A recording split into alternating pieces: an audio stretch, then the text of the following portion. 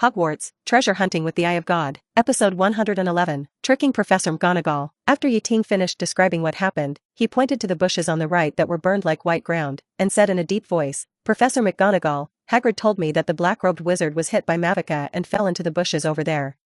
I guess he was seriously injured, but he should still be alive." Professor McGonagall frowned and asked in confusion, "Are you sure?" According to Ting's description, the man experienced the fierce impact of the fire dragon and the burning of the flames, and the possibility of survival seemed very small. Ting shrugged, "Professor, look over there, there is no body of his. In such a short time, he can't be burned to ashes, right?" He paused and continued, "I even suspect that this guy is the one who broke into the Forbidden Forest last time. Although his performance this time is not as good as before, the moves he used are exactly the same.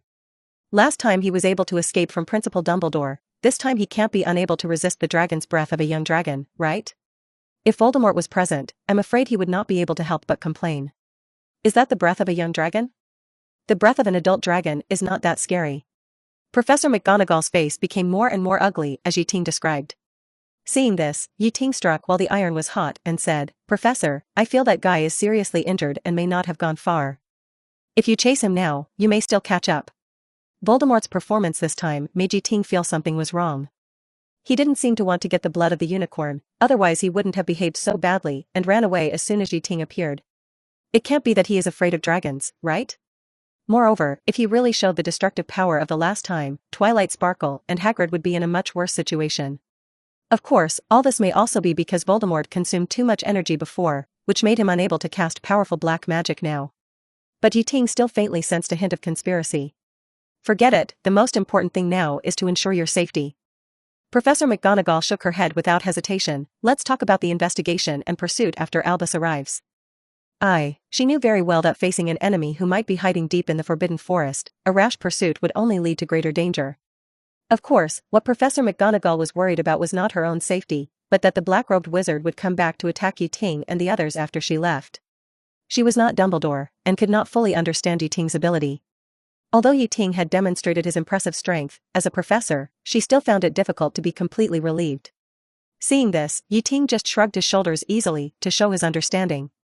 "Since Professor McGonagall has decided so, then so be it. Ting, I have another question for you." Professor McGonagall's tone was serious, and her eyes turned to Mavica, who was lying on the ground leisurely. "Where did this dragon come from? When I heard that you rode a dragon to save Hagrid, I almost thought I had heard it wrong. Hogwarts has never kept a dragon, not to mention that it is illegal to keep one without the approval of the Ministry of Magic." McGonagall's words were very harsh, and she did not intend to give Ting a chance. Any room for avoidance. After all, that deafening dragon roar has attracted too many people's attention. If the Ministry of Magic really tracks it down, the dragon breeder may be sent to Azkaban. Hagrid had recovered from his shock. Seeing that Ting was being questioned by McGonagall, he gritted his teeth and prepared to take responsibility. "Actually, this dragon. I asked Hagrid to raise the dragon." Just when Hagrid was about to confess, Ting suddenly interrupted him. Ting felt that since Hagrid's dragon was almost his own property under his deception, it was nothing for him to take the blame for Hagrid. Moreover, he had already made a comprehensive plan as early as the moment he decided to ride Mavica to rescue Hagrid. Otherwise, why didn't he choose to ride a flying broom to support? Facing Professor McGonagall's sharp eyes, Ting seemed to be at ease. "Hagrid mentioned to me before that there are too many eight-eyed giant spiders in the Forbidden Forest, which has now caused a serious impact on the ecological balance of the Forbidden Forest. Many rare magical creatures are threatened by this, and the centaur tribe is also deeply affected and miserable." Ting sighed softly and continued, "Hagrid is alone and has limited power, so it is difficult for him to deal with this trouble. However, he did not dare to report this matter. After all, these rampant eight-eyed giant spiders are inseparable from some of his past decisions." Speaking of this, he closed his mouth at the right time and cast a look to Professor McGonagall. Professor McGonagall crossed his arms and frowned. "I know all this, but what does Meow Longhorn have to do with this matter?" "Professor, don't be anxious." Ting smiled slightly and continued, "Because of this problem, Hagrid specially found me, hoping that I could give him some advice. So I proposed a biological control plan to him." "Biological control, what is that?" Professor McGonagall was confused by the sudden professional term. "This is a common method used by Muggles to combat species invasion," Ting explained. "To put it simply, it is to effectively control the number of invasive species by introducing natural enemies of the invasive species. Ting began to popularize science. In fact, the Muggle world often encounters situations like the rampant acromanthus in the Forbidden Forest. They call this phenomenon species invasion. Muggles believe that species invasion is mainly because these alien species adapt too well to the conditions in the new environment after arriving. Compared with local species, they are more competitive, and there are no natural enemies in the original place to restrain them. When it comes to magical creatures, Hagrid immediately became energetic. Oh, I know the word natural enemy. Isn't the natural enemy of Acromanthus the cockatrice? That's right. Ting nodded. Acromanthu was originally a creature on the island of Kalamantan, where there are many wild cockatrices. It is because of them that the Acromanthus there is not rampant. As for the Forbidden Forest, Ting didn't say anything more, but everyone understood what he meant. Twilight Sparkle couldn't help but interrupt, but, we can't put cockatrices in the Forbidden Forest, that would be too scary. Unlike fire dragons, cockatrices are evil by nature and are pure dark creatures. They were created by black magic from the beginning. Cockatrices have the body of a lizard, the head of a rooster, feathers or bat wings, and a second head on its tail. The most terrifying thing is that its gaze can turn enemies into stone. From this point of view, cockatrices and basilisks are very similar except that the gaze of basilisks is more lethal, and they only have the ability to petrify after being weakened. In addition to the ability to petrify with their gaze, cockatrices and basilisks are also similar in the way they are born. The difference is that basilisks are born from rooster eggs and hatched by toads. Cockatrices are creatures born from snakes, hatching hen eggs. By the way, there is a more extreme case. If a snake egg is hatched by a rooster, a petrified lizard will be born. It is a lizard with 8 legs, and they also have the ability of petrification gaze. In short, ordinary magical creatures like fire dragons hurt people mostly because of their bad temper or because they regard humans as invaders of their territory. And dark creatures like cockatrices and basilisks can draw pleasure from the fear of others, they are born to enjoy killing. Raising cockatrices in the Forbidden Forest is simply playing with human lives. Therefore, Ting nodded in agreement. Indeed, we can never raise cockatrices in the Forbidden Forest. The risk is too great. Therefore, we chose a more reliable plan, killing dragons, to replace the role of cockatrices. After all, the modern wizarding world is already quite mature in raising fire dragons. And coincidentally, Hagrid recently got a dragon egg. But you can't raise dragons privately, right? After listening to Ting's nonsense, Professor McGonagall's tone obviously slowed down a lot, but she was still a little unbelievable. Biological control, this idea is novel, Hogwarts may really consider adopting it. Dumbledore's voice came slowly from the depths of the Forbidden Forest, and then his iconic silver-white beard appeared in the shadows of the trees. At this time, Dumbledore was wearing a dark purple robe, which was covered with sparkling silver stars. The long cloak dragged on the ground and danced lightly with the wind. At this moment, his brows rarely revealed a bit of worry. Ting was not surprised by Dumbledore's sudden appearance, and just nodded slightly. He did not expect the headmaster to say that. Dumbledore was indeed more indulgent when it came to the outrageous things done by the little wizard. Professor McGonagall was still very unhappy and blamed. How could you let Hagrid do this? What if the Ministry of Magic comes to inspect? How should we explain it?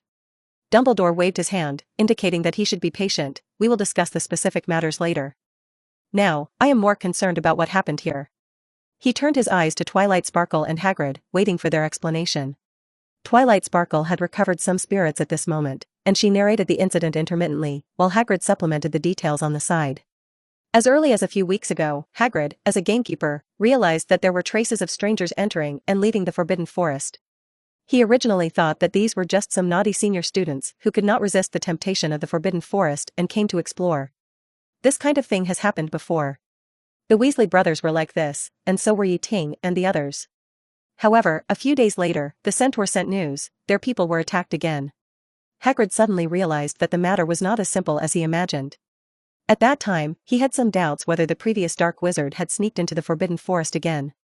But Dumbledore had clearly confirmed that the Dark Wizard had been expelled, and the detection system of the Forbidden Forest had also been fully inspected and upgraded.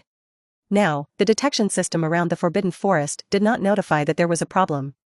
So Hagrid decided to go deep into the Forbidden Forest himself to find out the whole story. Until today, during a routine patrol, he ran into a black-robed man who was about to attack a unicorn. Twilight Sparkle tightly protected the unicorn, but her strength alone was obviously not enough to compete with the black-robed man. Anger instantly overwhelmed Hagrid's mind. He rushed towards the black-robed man without hesitation, taking Fangs with him. Needless to say, the result was that neither Hagrid nor Twilight Sparkle was a match for the Dark Wizard. They could only let the unicorn go first and stay behind to hold the Dark Wizard back. Fortunately, Ting arrived in time and the team avoided a greater tragedy. Hagrid, you are too careless. Professor McGonagall couldn't help but blame, you should have informed Albus as soon as you found the problem. How could you think of fighting such a powerful enemy by yourself? Her voice was full of fear and worry. If Ting hadn't appeared in time this time, the consequences would have been disastrous. Hagrid opened his mouth and was speechless for a moment. During that time, he was secretly raising Mavica in his hut, and he didn't dare to go to Dumbledore because he felt guilty. Ting, you did a good job this time. Dumbledore looked at Ting again, his eyes full of praise, you can always surprise me, you are really young and formidable. Ting shrugged his shoulders easily, this is what I should do. After all, Hagrid is my good friend. Besides, Mavica also played an indispensable role this time. Dumbledore nodded in agreement, then changed the subject and said to Professor McGonagall, Minerva, send them back first, and notify other professors to control the students of their respective colleges, and not to cause any trouble at this time. Speaking of this, Dumbledore's voice revealed a rare anger. As for me, I will go to the Forbidden Forest to meet the murderer in person. As his emotions fluctuated, a powerful magic spread around, the invisible pressure of the Amine made Mavica and Reddy in the distance feel frightened. In fact, Dumbledore, like Ting, was not only angry, but also confused. Voldemort's move this time was completely unnecessary. He had made a move in Gringotts before, to snatch the Philosopher's Stone. The last time he broke into the Forbidden Forest, it was to obtain the blood of the unicorn. But now, he has used the blood of the unicorn and has no need to replenish his vitality for the time being, and the Philosopher's Stone is not in the Forbidden Forest. So why did he take the risk? Strange as it is, it still needs to be searched. So, Dumbledore left Professor McGonagall and others where they were, and walked into the depths of the Forbidden Forest alone. Episode 112, The Notorious Snape. At Hagrid's hut at the edge of the Forbidden Forest, Hermione, Susan, Harry, and Ron had been waiting anxiously. When they saw Ting walking out of the Forbidden Forest with Professor McGonagall, they immediately rushed over. They were even more worried when they saw Hagrid staggering and a centaur leaning against a unicorn. Among the crowd, except for Professor McGonagall, Ting was the most neatly dressed and looked radiant, obviously nothing happened. Hermione and Susan were the first to breathe a sigh of relief. Hagrid, are you okay? Harry hurriedly greeted Professor McGonagall and immediately went to Hagrid to ask. Hagrid tried to smile, I'm fine, don't worry. Twilight Sparkle, she's more seriously injured than me. Hermione and the others were confused. Seeing this, Ting had no choice but to explain, Twilight Sparkle is the centaur lady. She has been helping us take care of the unicorns before. Centaurs? And unicorns? Harry and Ron were even more shocked. Hermione and Susan knew the unicorn, La Rudy. They also heard the name Twilight Sparkle when they heard gossip from Ronan when they entered the Forbidden Forest last time. I didn't expect that Ting would secretly get together with Twilight Sparkle. Looking at the beautiful face, the muscular figure, and the two big pieces of meat of the centaur, the two girls stared at Ting at the same time. Ting took a look, then walked forward to show concern for Twilight Sparkle and Laritai. It must be said that the beautiful centaur and the elegant unicorn snuggling together was a pleasing sight. In fact, Twilight Sparkle is an old friend of our Wanyu shop. Many rare raw materials are obtained with her help. Seeing that the two girls seemed to have misunderstood something, Ting hurriedly added. Okay, kids, let's stop chatting here. There are more urgent things waiting for us now. Professor McGonagall interrupted their chat, for example, we have to hide this dragon quickly and don't let it be targeted again. Also, we have to send Hagrid and Twilight Sparkle to the school hospital for treatment. Mavica can hide in Hagrid's hut temporarily and keep Rarity company. Ting suggested. Professor McGonagall pondered for a moment and felt that this suggestion was feasible. So she nodded and signaled Ting to take Mavica to the hut. Then, she raised her wand and prepared to cast a spell on Mavica. Faint. The tip of Professor McGonagall's wand burst into a dazzling light. However, Ting's reaction was faster. Armor protection. An invisible shield immediately blocked Professor McGonagall's stunning spell. No need, Professor McGonagall, no need. Ting stood in front of Mavica. Mavica is very smart, she knows how to protect herself. If you let her hide here, I guarantee she won't cause any trouble. Right, Mashenka? The little dragon nodded hurriedly, looking at Professor McGonagall with innocent eyes. Great, armor protection spell, Mr. Yi. Seeing that Ting insisted on defending the little dragon, Professor McGonagall had to sigh, since you are so confident, I will not take any other measures against it. After arranging Mavica and Rarity, everyone quickly returned to Hogwarts Castle. Professor McGonagall asked Ting and others to gather in the Great Hall, and she personally took Twilight and Hagrid to Madame Pomfrey for treatment. When Ting stepped into the Great Hall, The scene in front of him seemed to have returned to the time of the new semester. The long tables of the 4 major colleges were crowded with people, but the atmosphere at this moment was much heavier than that time. The young wizards whispered, and even the loud reprimands of the prefects could not make them quiet down. Yi Ting's ears were constantly touched by the word dragon, which made him feel nervous.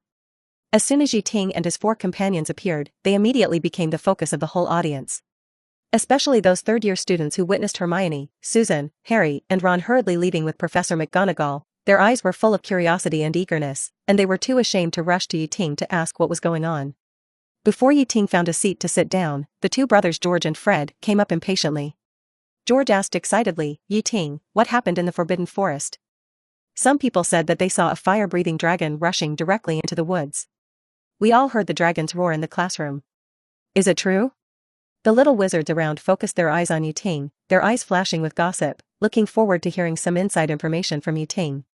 However, Yi Ting just shook his head apologetically. "I don't know what happened specifically, and the professor should give everyone an explanation later." It's not surprising that Yi Ting would be like this. He really didn't know how to describe what happened before. What's more, he believed that Dumbledore or Professor McGonagall would soon come out to give everyone an official explanation. If what he said was inconsistent with what the professor said, wouldn't it be a slap in his own face? So, he chose to remain silent and wait for the development of the situation.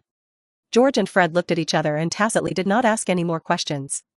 They understood Yi Ting and knew in their hearts that if Yi Ting could speak, he would definitely not hide it. But others didn't think so.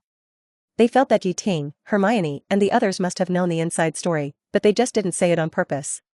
For a moment, everyone started asking questions, and the scene was noisy. Especially Hermione. She took Professor McGonagall, who had turned into a cat, away from the table, making such a big noise, but she was able to come back unscathed. There must be a bigger melon behind this. Many people also had wild ideas and asked Hermione how it felt when she hugged Professor McGonagall. Nothing happened. No dragon, nothing. Hermione was annoyed by the questions and shouted angrily, "Also, don't ask me how it feels to hold a cat, I don't know." Susan was also surrounded by the badgers, hesitating and not knowing what to say, and almost cried in a hurry. Harry and Ron were even more depressed. It was really uncomfortable to know everything but not be able to show off to others. But this time even the big-mouthed Ron kept his mouth shut, because before Ting came in, he specifically told them, "If you don't want Hagrid to be arrested and sent to Azkaban, you'd better keep your mouth shut." Unfortunately, it was useless for Yi Ting and the others to keep silent. Instead, more students wanted to squeeze in here. It seemed that this matter would not be so easy to calm down. The professors in the teacher's seat frowned at the chaotic scene in the exhibition hall. Professor Snape took out his wand, put it against his throat, and cast a loud voice spell on himself. His voice then echoed in the exhibition hall like thunder, overwhelming all the noise. "Everyone be quiet. Return to your seats immediately." Snape's deep voice, under the blessing of the sound-boosting spell, echoed continuously in the exhibition hall like thunder. As if someone had suddenly pressed the pause button, the originally bustling and lively auditorium fell into a dead silence. Those little wizards who had been tightly surrounding Yi Ting and chirping like little birds suddenly flapped their wings and flew back to their respective nests at the fastest speed like a frightened flock of birds. Yi Ting even saw a Slytherin student being squeezed down by the crowd in a panic, falling heavily to the ground, and being accidentally stepped on a few times. But this student showed incredible tenacity. He wiped his tears and struggled to stand up with gritted teeth. Even the students of his own college were so in awe of Snape, which showed how great his reputation was. Snape looked around, and a glimmer of satisfaction flashed in his eyes. Then, he could finally carry out his daily tasks, targeting Harry. Snape had a mocking expression on his lips. "Potter, if you want to attract attention by making up stories, I advise you to leave here now." Harry was so angry that he trembled all over. He hadn't said a word since he entered this hall. Yi Ting was used to Snape's mockery. He even wondered why he didn't hear Snape announce the deduction this time. Calming down and savoring it carefully, Yi Ting seemed to perceive the deep meaning in Snape's words. He couldn't help wondering why this arrogant professor used such a bad attitude to remind them to keep secrets. Didn't he know that a straightforward person like Harry couldn't understand his overtones at all? However, in any case, under the suppression of Snape's powerful aura, the hall finally restored its rare tranquility. The occasional whispers were as faint as the buzz of mosquitoes. At the same time, Yi Ting keenly caught the unconcealed worries on the faces of several professors. Only Professor Snape silently sat back in his seat, looking at a corner of the teacher's seat, and a trace of emotion could be seen on his usually indifferent face. At the same time, Ting also noticed that the faces of several professors were obviously revealing worries. Only Snape silently sat back in his seat, looking at a corner of the teacher's seat, and no emotion could be seen on his face. Ting's curiosity was aroused, and he followed Snape's gaze. The seat representing Quirrell in the teacher's seat was empty. Ting thought to himself that after this serious injury, Quirrell might never come back. Dumbledore originally suspected him, and his absence would undoubtedly become the #1 suspect in the attack on Hagrid. Unless Voldemort had a problem with his brain, he would never let Quirrell fall into the trap. After all, Quirrell could not withstand any investigation. Ting's doubts became heavier, and this matter was obviously not simple. Back at the long table in Ravenclaw, Ting sat down next to Zhang Qiu. The girl poked him in dissatisfaction, feeling confused and dissatisfied with what happened today. "Tell me, what happened?" Ting lowered his voice and said mysteriously, "Well, it's similar to the last time in the Forbidden Forest. There are so many people here, I'll tell you when I get back." "It's so mysterious, it must be a big deal." Zhang Qiu pouted in dissatisfaction, "You didn't even call me, it's so unfair."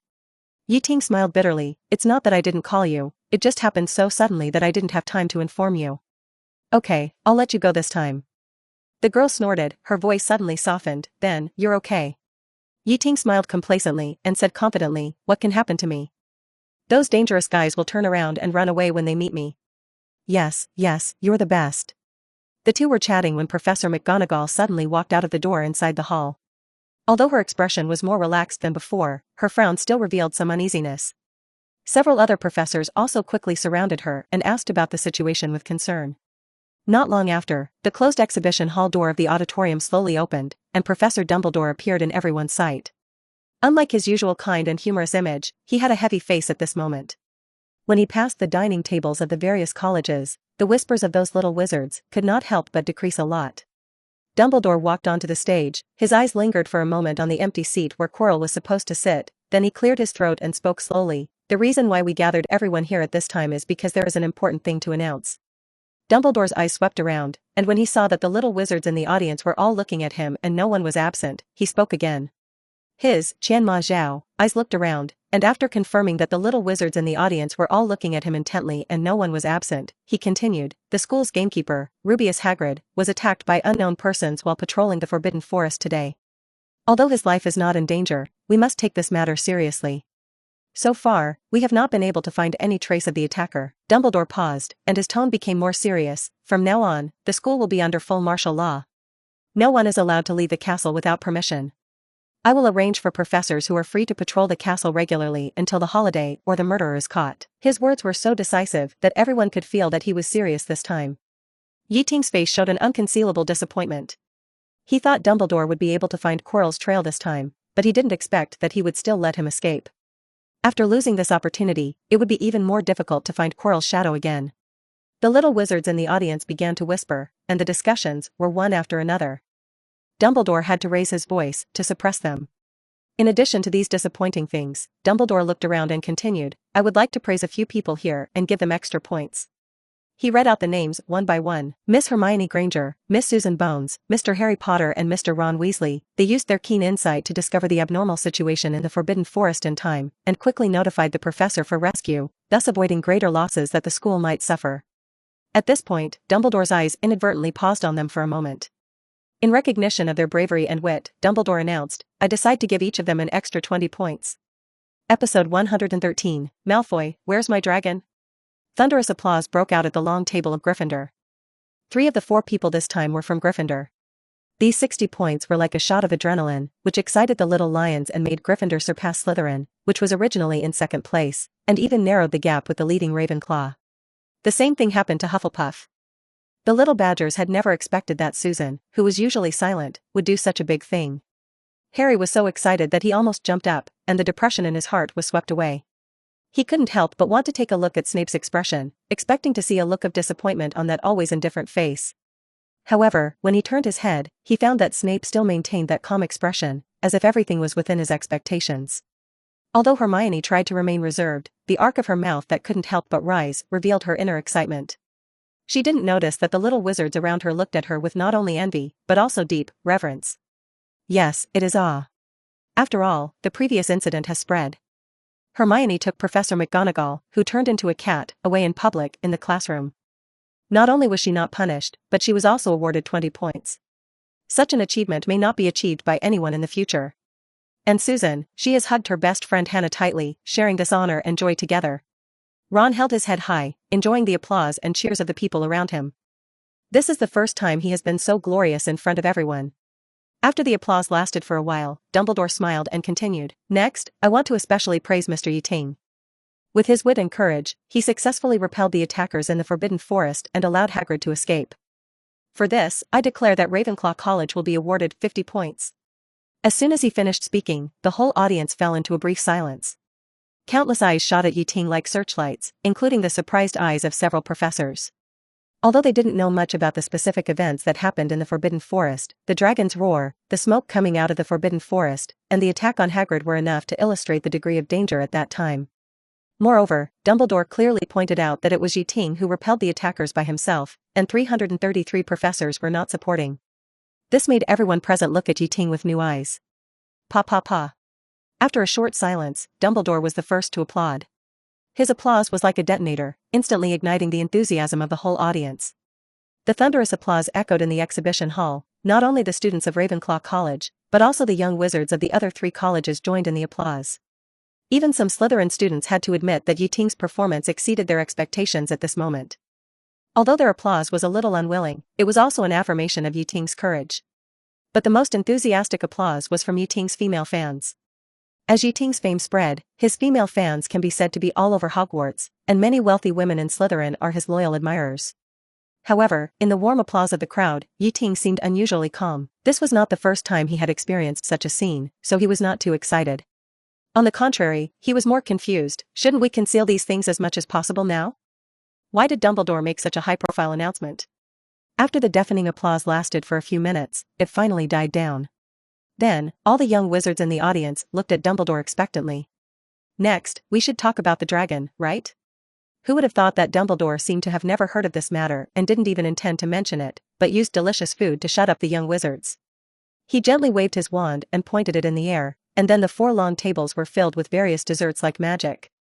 The fragrant and smooth cream pudding, the tempting chocolate cake, the golden and crispy corn flakes, and the cool and sweet ice cream, just looking at it makes people drool. I think eating some dessert might help you calm down. Dumbledore smiled and explained, "Don't worry too much about the attacker. I already know his identity, and the Ministry of Magic will soon send someone to investigate. As long as you stay in the castle, there will be no danger." Dumbledore's words, Bysai, seemed to have a magical power that made people feel trust involuntarily. Even the worries on the faces of the professors on the stage dissipated a lot. However, Ting didn't care what he said. As soon as the desserts on the table appeared, he enjoyed them by himself. He went to Hagrid's hut in the afternoon, and encountered a series of accidents on the way, so he didn't even have time to eat dinner. At this moment, these delicious desserts were a timely help for him. After Dumbledore finished speaking, he was about to turn around and leave. There were still many things waiting for him to deal with. At this moment, a voice suddenly broke the silence at the Slytherin table. "Professor, what about killing dragons? Aren't you going to talk about fire dragons?" The atmosphere in the audience suddenly condensed, and all eyes were focused on the speaker. Dumbledore also stopped and turned around.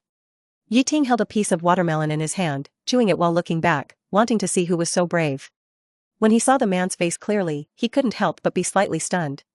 "Isn't this Draco Malfoy? No wonder that voice is a little familiar." Ting didn't expect that this guy who was so cowardly in front of him would have such courage to bring up sensitive topics in front of Dumbledore. But thinking about it carefully, it's not surprising that he would say that. The word Draco in Draco Malfoy means dragon, which shows that their family loves dragons. Considering that Malfoy tracked Harry before, he wants to figure it out now, which is understandable. Under Dumbledore's nuclear goodness gaze, Malfoy stood up tremblingly.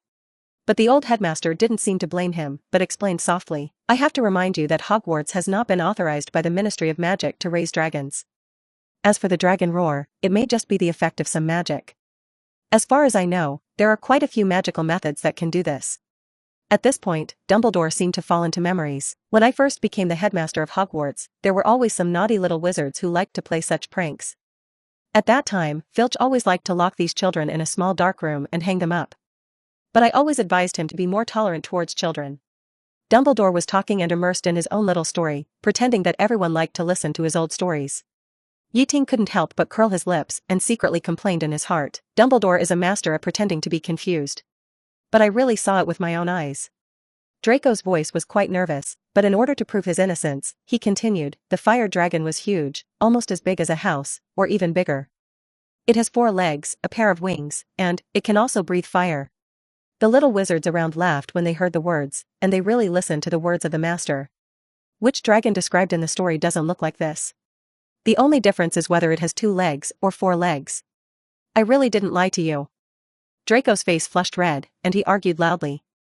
Ting was watching from the side, and he already understood in his heart. Draco must have accidentally seen Mavica, and then excitedly showed off to his companions. But Dumbledore's denial of the existence of dragons made Draco lose face in front of his companions. This kid cares about face, so he naturally can't accept it, so he plucked up the courage to stand up and refute. However, Draco's description of Mavica was a bit rough, which made Ting a little confused.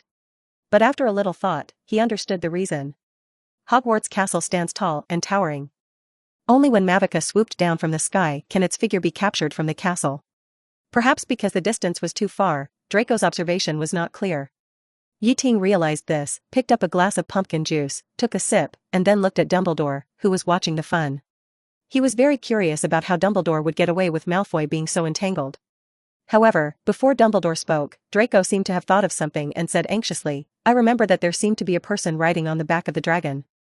Although I can't be 100% sure, I feel that person is very likely Ting. Puff, can this be related to me? Ting heard this, and all the pumpkin juice in his mouth sprayed out. He looked at Draco helplessly, secretly complaining in his heart, you can see me from such a distance, how can your eyesight be so good? No wonder Malfoy was able to be a seeker in the 2nd grade in the original book, it seems that it was not just Krypton gold. Dumbledore obviously did not expect this sudden situation, but he was only stunned for a moment, and then quickly regained his composure, with a smile, as if everything was under control. Mr. Draco Malfoy, Dumbledore said slowly, I think I have explained it clearly before. As for why you saw those scenes. He paused deliberately, then smiled meaningfully, perhaps you can ask Mr. Ting to see how he did it. As soon as Dumbledore finished speaking, the eyes of the whole audience instantly focused on Ting, and even the professors cast curious eyes at this moment. How did this come back to me again? Ting was stunned. He never expected that the old principal who was usually kind and benevolent would set a trap for him at this time. Just now he was ready to watch Dumbledore's good show, but now Dumbledore has become a spectator. He hurriedly cast an inquiring look at Dumbledore, but only saw the centenarian smiled at him slightly, and blinked cunningly, as if saying, young man, find a way to explain yourself. Ting felt depressed, and he seriously suspected that Principal Dumbledore must be taking revenge on him for raising dragons privately. Helplessly, he had to face the eager eyes of the crowd, show his self-supervisory acting skills, and show an innocent expression. Do you believe that a first-year wizard can tame a fierce fire dragon and ride it in the sky, breathing fire while flying? This is too absurd, we believe it. George and Fred said in unison, if it were someone else, we might doubt it, but you are Ting, you may be able to create miracles. Ting rolled his eyes helplessly. How could he answer this? Fortunately, most young wizards don't know Ting as well as the twins. Although his explanation was a bit far-fetched, it still won the approval of most young wizards. Dragons are the overlords among magical creatures. The huge body of an adult dragon is bigger than a house, and they have a violent and cruel personality. Even professional dragon tamers dare not ride on the back of a dragon easily, because that is often regarded as a great offense by the dragon. Just like Ting himself said that he was just a little wizard. Indeed, many of his performances were beyond the scope of what a first-year student should be able to do, but most people still wouldn't believe that he could ride a dragon. Of course, these wizards didn't know that Mavica was only a little over a month old, and they didn't know that there was a contract between Yi Jian and the little dragon. If they knew the truth, they might not have accepted Yi Ting's explanation so easily. Because Draco accidentally leaked the secret of flying on a dragon, Yi Ting had to swallow a few pieces of cake in a hurry, reluctantly bid farewell to the table full of delicacies, and ended the dinner early. The same fate also befell Hermione, Susan, Harry, and Ron. As insiders, they were troubled by the curious questions of the crowd. Until they hid back in the dormitory and closed the door, the group was able to have a moment of peace. But Yi Ting was stopped by Dumbledore before leaving the hall. Mr. Yi, can I take up a little of your time? Dumbledore looked at the boy gently, there are some things I want to consult you about. And I guess you have a lot of doubts that you want to discuss with an old man like me? Indeed, Professor Dumbledore. Yi Ting nodded, looking calm. Then please accompany me, an old man, for a walk outside. Dumbledore smiled and invited, I just want to see how the dragon you and Hagrid have been raising is doing. Episode 114. The principal is really a master at playing dumb. Under the night sky, the two walked slowly towards Hagrid's hut, one in front and one behind, in the moonlight. Ting, you saved the unicorn and the centaur again today, you did a good job. Dumbledore exclaimed. Hearing the headmaster's words, Ting shook his head. The headmaster is too kind, the centaur and the unicorn are my friends, I just did what I should do. This is the second time you have done this. Dumbledore praised, facing the evil dark wizard, you can stand up, this courage and sense of justice are rare. To be honest, I am not completely selfless. Ting smiled and said, only by doing this, can I build a deep friendship with them and get what I want from them. Yes, many wizards ignore this point. Dumbledore sighed, you are right, we do need to live in harmony with those magical creatures. After all, we have too few allies. Dumbledore looked up at the sparkling Mars in the night sky, with a trace of sadness in his eyes. In the last Wizard War, there were many Death Eaters, and they also had dark creatures such as giants, werewolves, and vampires as helpers, and we were inexperienced and outnumbered at the time, resulting in the death of many innocent wizards. At this point, his voice was a little hoarse. If we could unite all the forces that could be united at that time, perhaps a lot of unnecessary sacrifices could be reduced. Dumbledore's voice echoed in the silent night, with endless regrets and deep thoughts. Ting, if you want to establish a deeper relationship with the centaurs, it is not easy. Dumbledore retracted his gaze and turned to Ting, centaurs are stubborn. I have always hoped that they could come to Hogwarts to teach divination, but they are always unwilling to leave the Forbidden Forest. Ting raised his eyebrows and thought to himself, is the headmaster dissatisfied with Professor Trelawney's teaching level? Dumbledore sighed and mentioned another thing. Ting, do you know why the Black Wizard is so obsessed with unicorns? Unicorn blood is the source of life and the fountain of power. It can give endangered people a new life and double their strength. However, this magical blood carries a ruthless curse. Those who dare to hurt unicorns, even if they escape the clutches of death by chance, can only live in a half-dead curse. Ting gave a standard explanation, and then began to pretend to be confused, but I am very surprised, the Dark Wizard looks quite healthy, I really can't figure out why he took the risk to seek unicorn blood, is there any hardship that I don't know? Ting knew that Dumbledore's mention of this matter at this time must have a deep meaning. Dumbledore wanted to reveal some key information to himself. What can he do? Should he tell Dumbledore, stop talking, I know everything you know, even information you don't know? Can he say that? Of course not. He is just an ordinary Ravenclaw, he can only pretend to cooperate. In fact, Ting is not surprised that such a thing happened. Who made him so dazzling in Hogwarts? It's not that Dumbledore took the initiative to target him, but he has done so many things and achieved so many achievements that he is also a top figure in Hogwarts. Some things are destined to be unavoidable. In this case, if Dumbledore really didn't reveal anything to Ting, it would be irresponsible. After hearing Ting's response, Dumbledore's smile became more gratified. Your sharpness and insight are indeed well-deserved. It seems that you have noticed the strangeness in this. He paused, and his expression became serious. In fact, I have another thing to reveal to you, but you must promise not to tell this to anyone. Ting nodded, his eyes firm. Mr. Principal, don't worry, I'm very tight-lipped. Of course I trust you, Minshing. Dumbledore smiled and continued, you should know that there are magic detection facilities around the Forbidden Forest. Someone broke into the Forbidden Forest to poach unicorns before, but strangely, those facilities did not respond. Later, Hagrid and I went to check and repaired and upgraded the facilities. Hagrid should have told you this, right? Ting was stunned by Dumbledore's question. The existence of such facilities should be a school secret. Why did it sound like Hagrid casually revealed the information to the little wizard? Although Hagrid did do so, but as the party who was revealed, when asked by Dumbledore, should Ting nod or shake his head? Considering that Dumbledore was not a very harsh headmaster, Ting decisively sold Hagrid. Hagrid said so. It seems that Hagrid trusts you very much. Dumbledore did not blame him too much, but said, what if I tell you? In fact, there is nothing wrong with these facilities, and no maintenance is needed. They really did not detect any outsiders? You mean, the intruder is actually an internal staff of the school? Ting heard this and pretended to be in deep thought, and then he looked as if he suddenly realized, so, Professor Quirrell was really sent by Voldemort to steal the Philosopher's Stone? Dumbledore looked more surprised than Ting. I have to say that your sharpness and insight are higher than I thought, Mr. Yi. He didn't expect that Ting had guessed everything after he only revealed this little information. He nodded and confirmed Ting's guess, yes, it's him. Since the summer vacation, he has been secretly planning to seize the Philosopher's Stone. Ting deliberately asked, since we have confirmed that Voldemort is behind this, why do we allow Quirrell to stay in the school? When Ting called out the name Voldemort, Dumbledore's eyes flashed with relief. Voldemort has been defeated for 10 years. But for 10 years, the magic world has been very secretive about that name, as if mentioning it would bring disaster. It can only be said that Voldemort's shadow has shrouded the magic world for too long, and people don't even dare to mention his name, and can only refer to him as the mysterious man. This fear and avoidance, in Dumbledore's view, is a kind of tragedy. The same is true for the professors in the school. Snape still calls him the Dark Lord, while other professors prefer to call him the mysterious man. This widespread fear and avoidance made Dumbledore even more worried. Once Voldemort is really resurrected, how many people can stand up and fight him bravely? However, Ting shouted out this name without fear, which made Dumbledore see the courage and determination of the younger generation of wizards. Ting, you should know that Voldemort attacked Harry when he was an infant, Dumbledore said. In that disaster, although he did not die completely, he was seriously injured. Voldemort once boasted to his Death Eaters that he had gone further than anyone else in the pursuit of immortality. I have some speculations about his methods, but there is no conclusive evidence. Therefore, I need to observe his condition more deeply. Dumbledore sighed deeply when he heard this.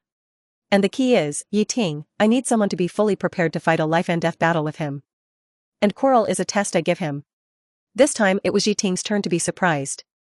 This was not the kind of surprise he pretended to have, but a shock from the bottom of his heart. He was surprised at Dumbledore's frankness. He was really open and honest, and dared to tell him everything. Did Dumbledore trust him so much?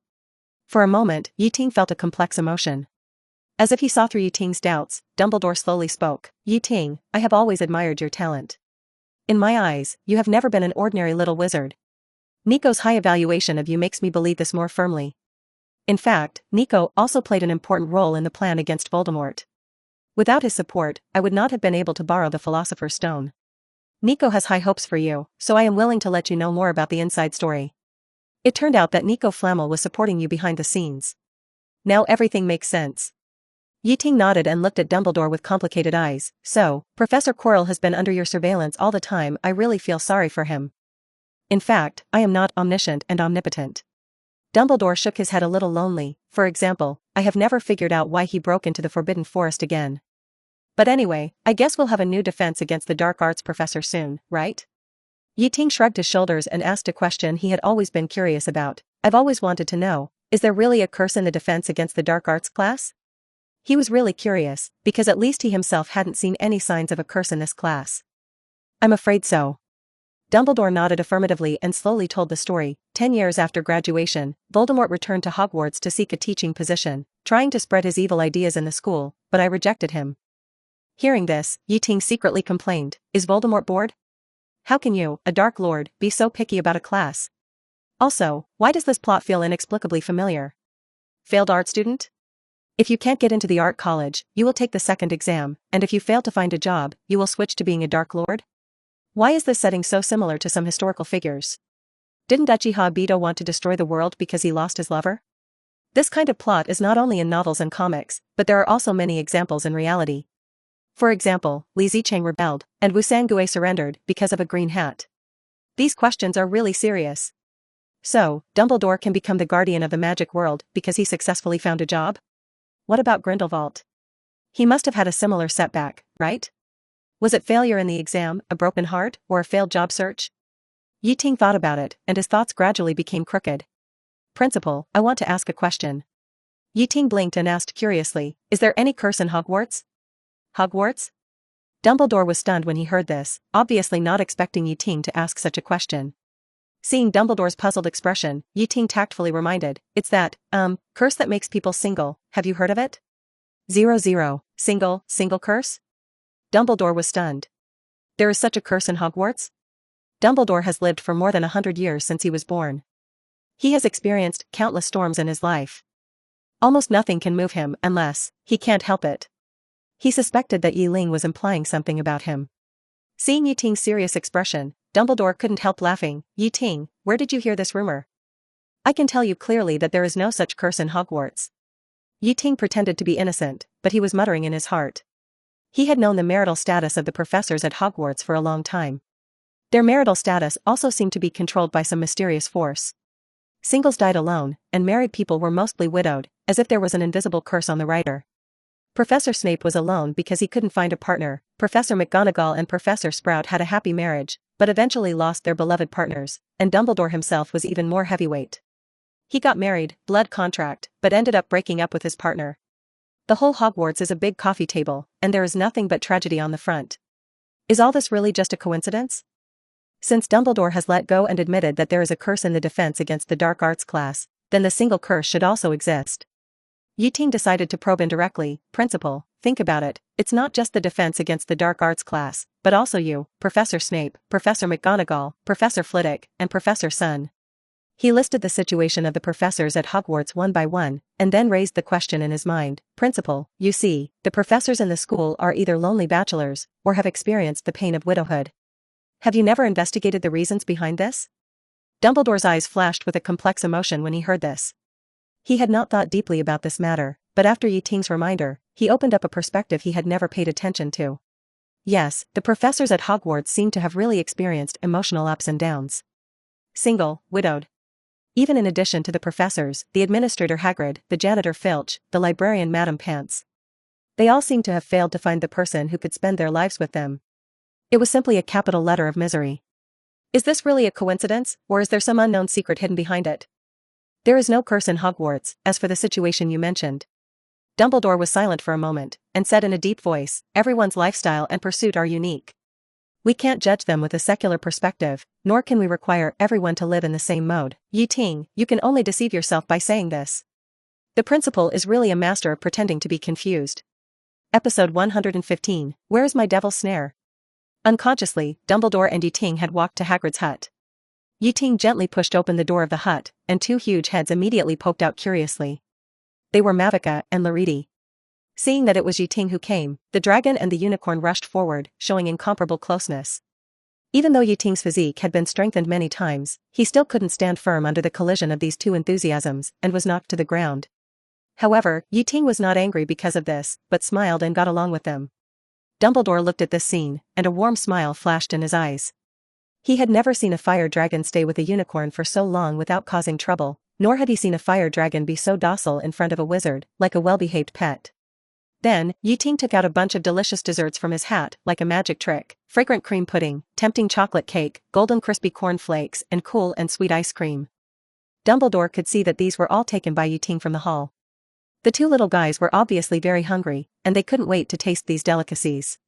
After the two little guys had eaten and drunk enough, Ting stood up and looked at Dumbledore. How about it, Headmaster, facing such a cute little dragon, can you really bear to let her leave? Any questions? Dumbledore paused, his gentle eyes wandering over the dragon Mavica. Ting took the opportunity to further explain, Headmaster, you should take a closer look at this dragon. She is not only Hagrid's child, but also a partner who has signed a contract with me. I think it is most appropriate for me to take care of her personally. Dumbledore heard this and couldn't help but bend down and look carefully at this unique dragon. Feeling the magic power of the dragon, which was different from any dragon he had ever seen, Dumbledore immediately realized something. Really, it seems that there is indeed a special contract between you. Dumbledore paused. It seems that you have already planned it? It's just, I haven't had time to inform you yet. In fact, we wanted to give you a surprise. Ting scratched his head a little embarrassedly. It's really not easy to find such a guy who can solve the problem of the Forbidden Forest without causing a big mess. You see, she not only protected Twilight Sparkle and Hagrid today, but also protected the unicorn. The credit is not small. So, we really have no reason to send her away. Hogwarts will never abandon its friends. Dumbledore nodded. Hogwarts will never abandon its friends. Don't worry, I will personally find a way to solve this problem. For example, I will have a good discussion with Amos from the Department for the Management of Magical Creatures. Of course, Minister Cornelius is also a very considerate person. Actually, you don't have to be so anxious. Ting smiled slightly, took out a book, the latest Practical Dragon Tamer Special Lecture, from the bookshelf in Hagrid's hut, and shook it gently in front of Dumbledore. In fact, Hagrid has been studying dragon training for some time, and he plans to obtain a professional certificate for dragon trainers. After that, we plan to apply to open a dragon farm in the Forbidden Forest. I remember Hogwarts has such qualifications. You are right. After hearing this, Dumbledore smiled bitterly. Hogwarts does have the qualifications to raise dragons, or rather, Hogwarts had a dragon farm almost before the establishment of the Ministry of Magic. I remember that according to the law, such areas naturally have the qualifications to apply for dragon farms, and there is no need to review again. I'm glad you can find this rule from the pile of old papers. To be honest, we didn't intend to trouble you with raising dragons. Ting showed a simple smile, as if everything they did was justified, but plans can't keep up with changes, and accidents always come too suddenly. Dumbledore was speechless for a moment after hearing what Ting said. He had said all the good things, what could he not say? An inexplicable feeling surged in his heart, as if he had returned to the distant past. At that time, Newt Scamander was still a member of Hogwarts. When it came to magical creatures, he always caused some ridiculous little troubles. But then again, most of them were minor fights, and there was no big mess. If you want to say that Newt really made a big fuss because of raising magical animals, it seemed that it was all after he was expelled from Hogwarts. It's just that Ting and Hagrid were even more excessive than Newt, they really made a big mess. Especially Hagrid, there was no acromantula in the Forbidden Forest earlier, this was all his masterpiece. As the head of a school, Dumbledore really didn't know whether to laugh or cry about these people in the school. What can he do? He can only wipe their asses again and again. He was a little fortunate that he still had some faith in the Ministry of Magic and could protect them from some storms. Going back in time, just as Dumbledore was searching in the Forbidden Forest and Ting was returning to the castle, Quirrell had already quietly slipped back to Hogwarts from the secret passage like a ghost. Quirrell did not choose to return to the Defense Against the Dark Arts office where he worked every day, but went straight to the restricted area on the 4th floor. At this moment, Dumbledore and the little devil who always gave him a headache were far away in the Forbidden Forest, and Snape, who always picked on him, had to stay in the hall to maintain order. This was simply a godsend. Now, no one could stop his plan to steal the Philosopher's Stone. Voldemort originally did not intend to take action so quickly, but the setback in the Forbidden Forest before Christmas delayed his recovery. Coupled with the constant pranks played on him by those little wizards and Dumbledore's seemingly indifferent attitude towards this, he became more and more convinced that Quirrell might have been targeted by Dumbledore. Time was running out, and he had to act as soon as possible. Even if he failed in the end, he had already prepared a way out for himself. At Voldemort's urging, Quirrell pushed open the door to the restricted area. In the room, the three-headed dog Fluffy stared at Quirrell with cross-eyed eyes, baring his teeth and barking non-stop, warning the intruder. Quirrell's body trembled uncontrollably.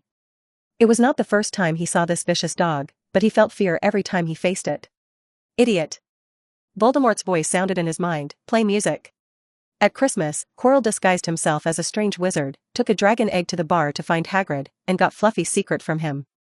Under the influence of alcohol, the half-blood giant proudly revealed, only my singing can calm Fluffy down. Quirrell believed it and immediately asked Hagrid to sing a song, and secretly recorded his rough and out-of-tune singing with a crystal ball.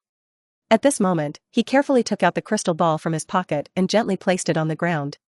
As Hagrid's unpleasant but magical singing came out of the ball, Quirrell stared at Fluffy nervously.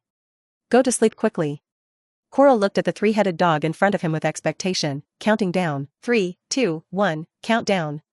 However, his expectations were soon dashed, and the smile on his face gradually froze. Sleep, hurry, hurry, sleep while the music is playing, sleep while the music is playing. Alas! He whined, why doesn't this stupid dog sleep? The scene in front of him made Quirrell furious. Little did he know that Lu Wei himself was the most angry when he heard this song. It's like a person who has tasted delicacies from mountains and seas, and occasionally feels that light vegetables and tofu have a unique flavor, but if he is asked to taste swill, it is simply a fantasy. By the way, if someone really thinks swill is delicious, it is strongly recommended to send him to a mental hospital, without a moment's delay. Hagrid's rough singing voice did have a hypnotic effect on Lu Wei when he was a child.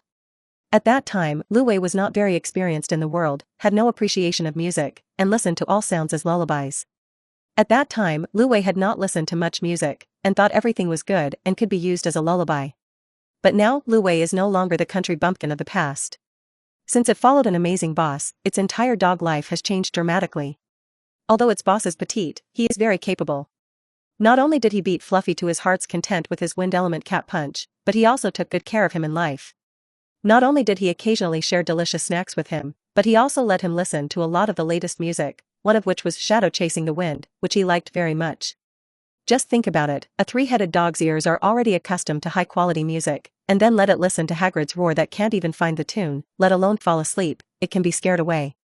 Lynette had no idea how much trouble her inadvertent behavior brought to Quirrell.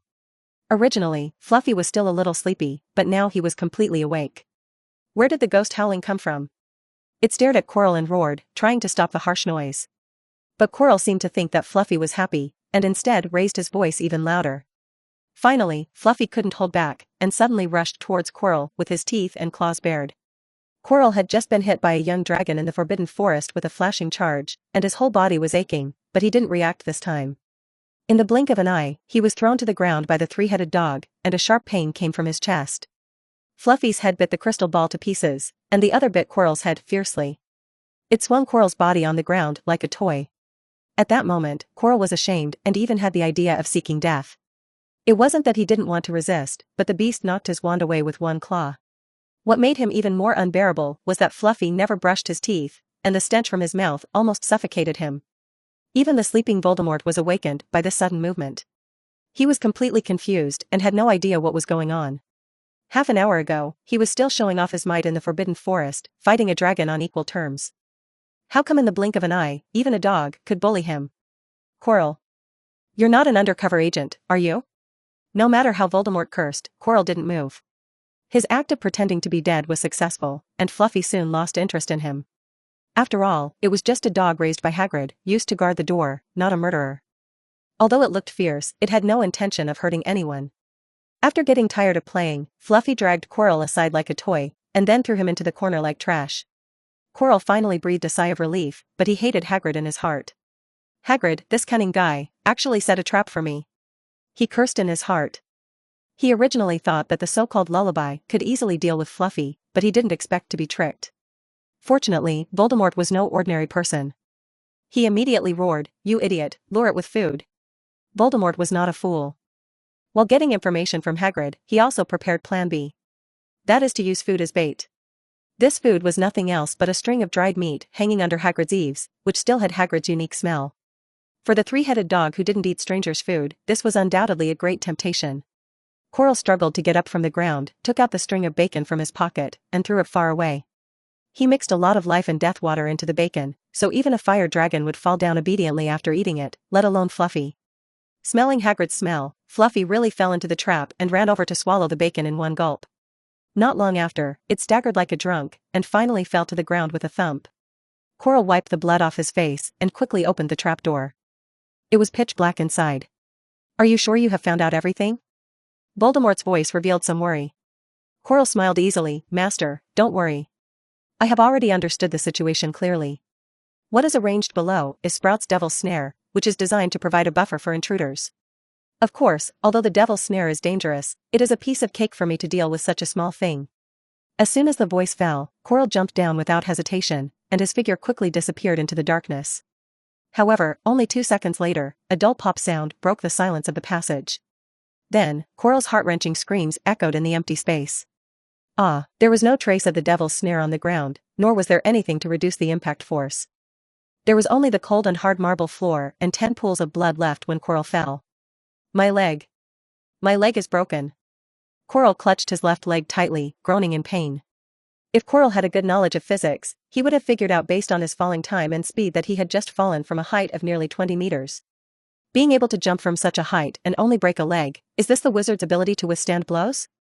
No wonder they like dangerous games like Quidditch. Episode 116, Elemental Key and Clockwork Chess Piece, you idiot.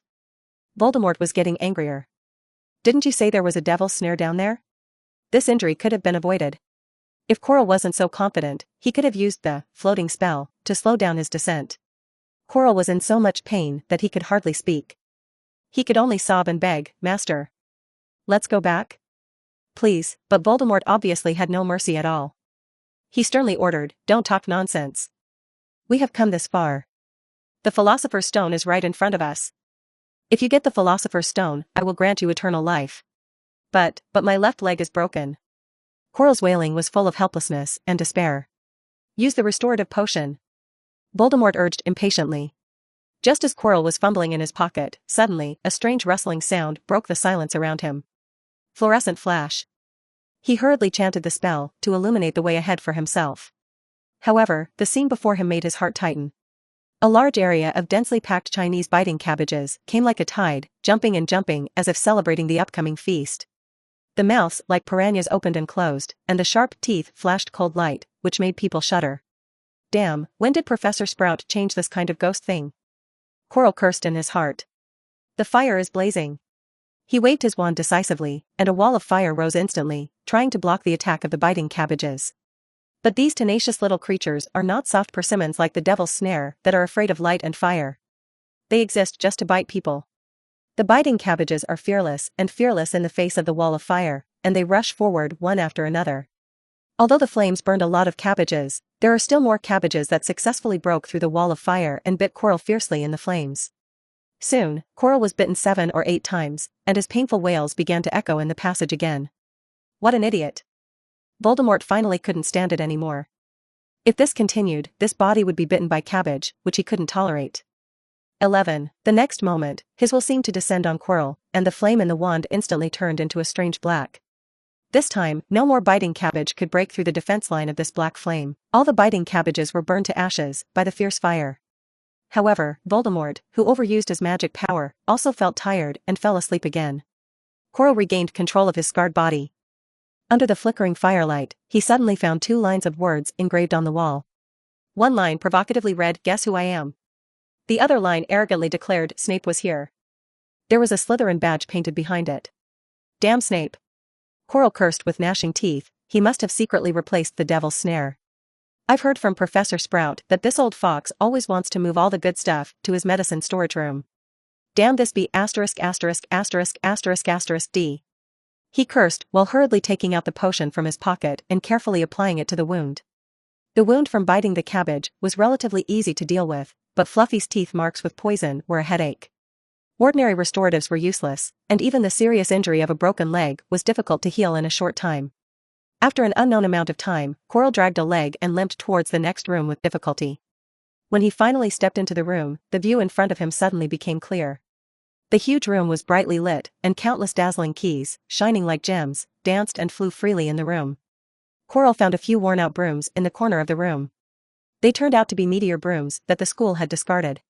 He couldn't help rolling his eyes and complained, "Is this thing for people to ride?" But on second thought, it's better to have it than not to have it, especially in his current situation. For him with a broken leg, it's safer to fly slower. So Quirrell resolutely stepped on the broom, kicked the ground with his right foot, and flew into the dense array of keys. When he was a student, although he was not a member of the Ravenclaw Quidditch team, he also had a dream of being a player. Quirrell shamelessly thought that if he was not strong enough, he would have become a star in the academy like he now. It's time to show real skills. He secretly swore in his heart that he would find the real key in less than a minute. Quirrell plunged into the dense group of keys. Less than a second later, he screamed. Ah!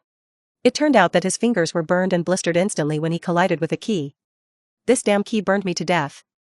Quirrell groaned in pain, stroking his injured finger while staring at the key angrily. Voldemort was also furious. Who was so bold as to add the fire curse to these keys? It must be the work of that damned dwarf Flitwick. Quirrell gnashed his teeth and cursed. His heart was about to despair.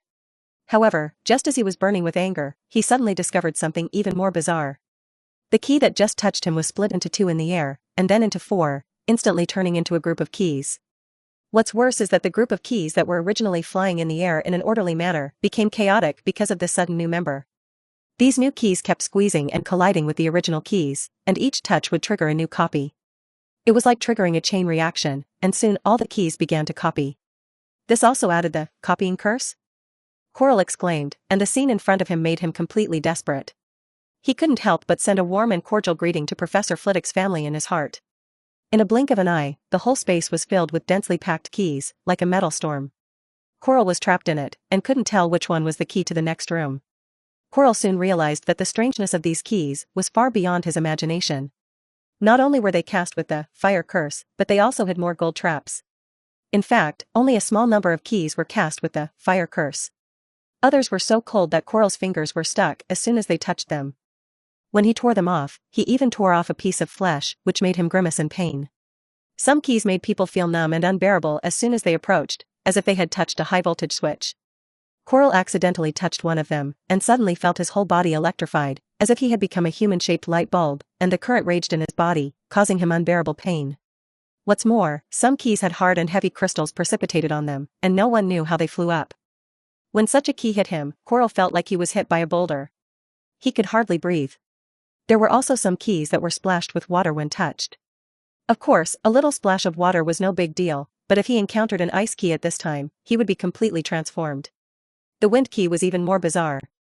Once it approached, it would blow an 8/4 scale, blowing Quirrell to the point of being shaky. He almost fell off his broom several times. The most incredible thing was that grass grew on some keys.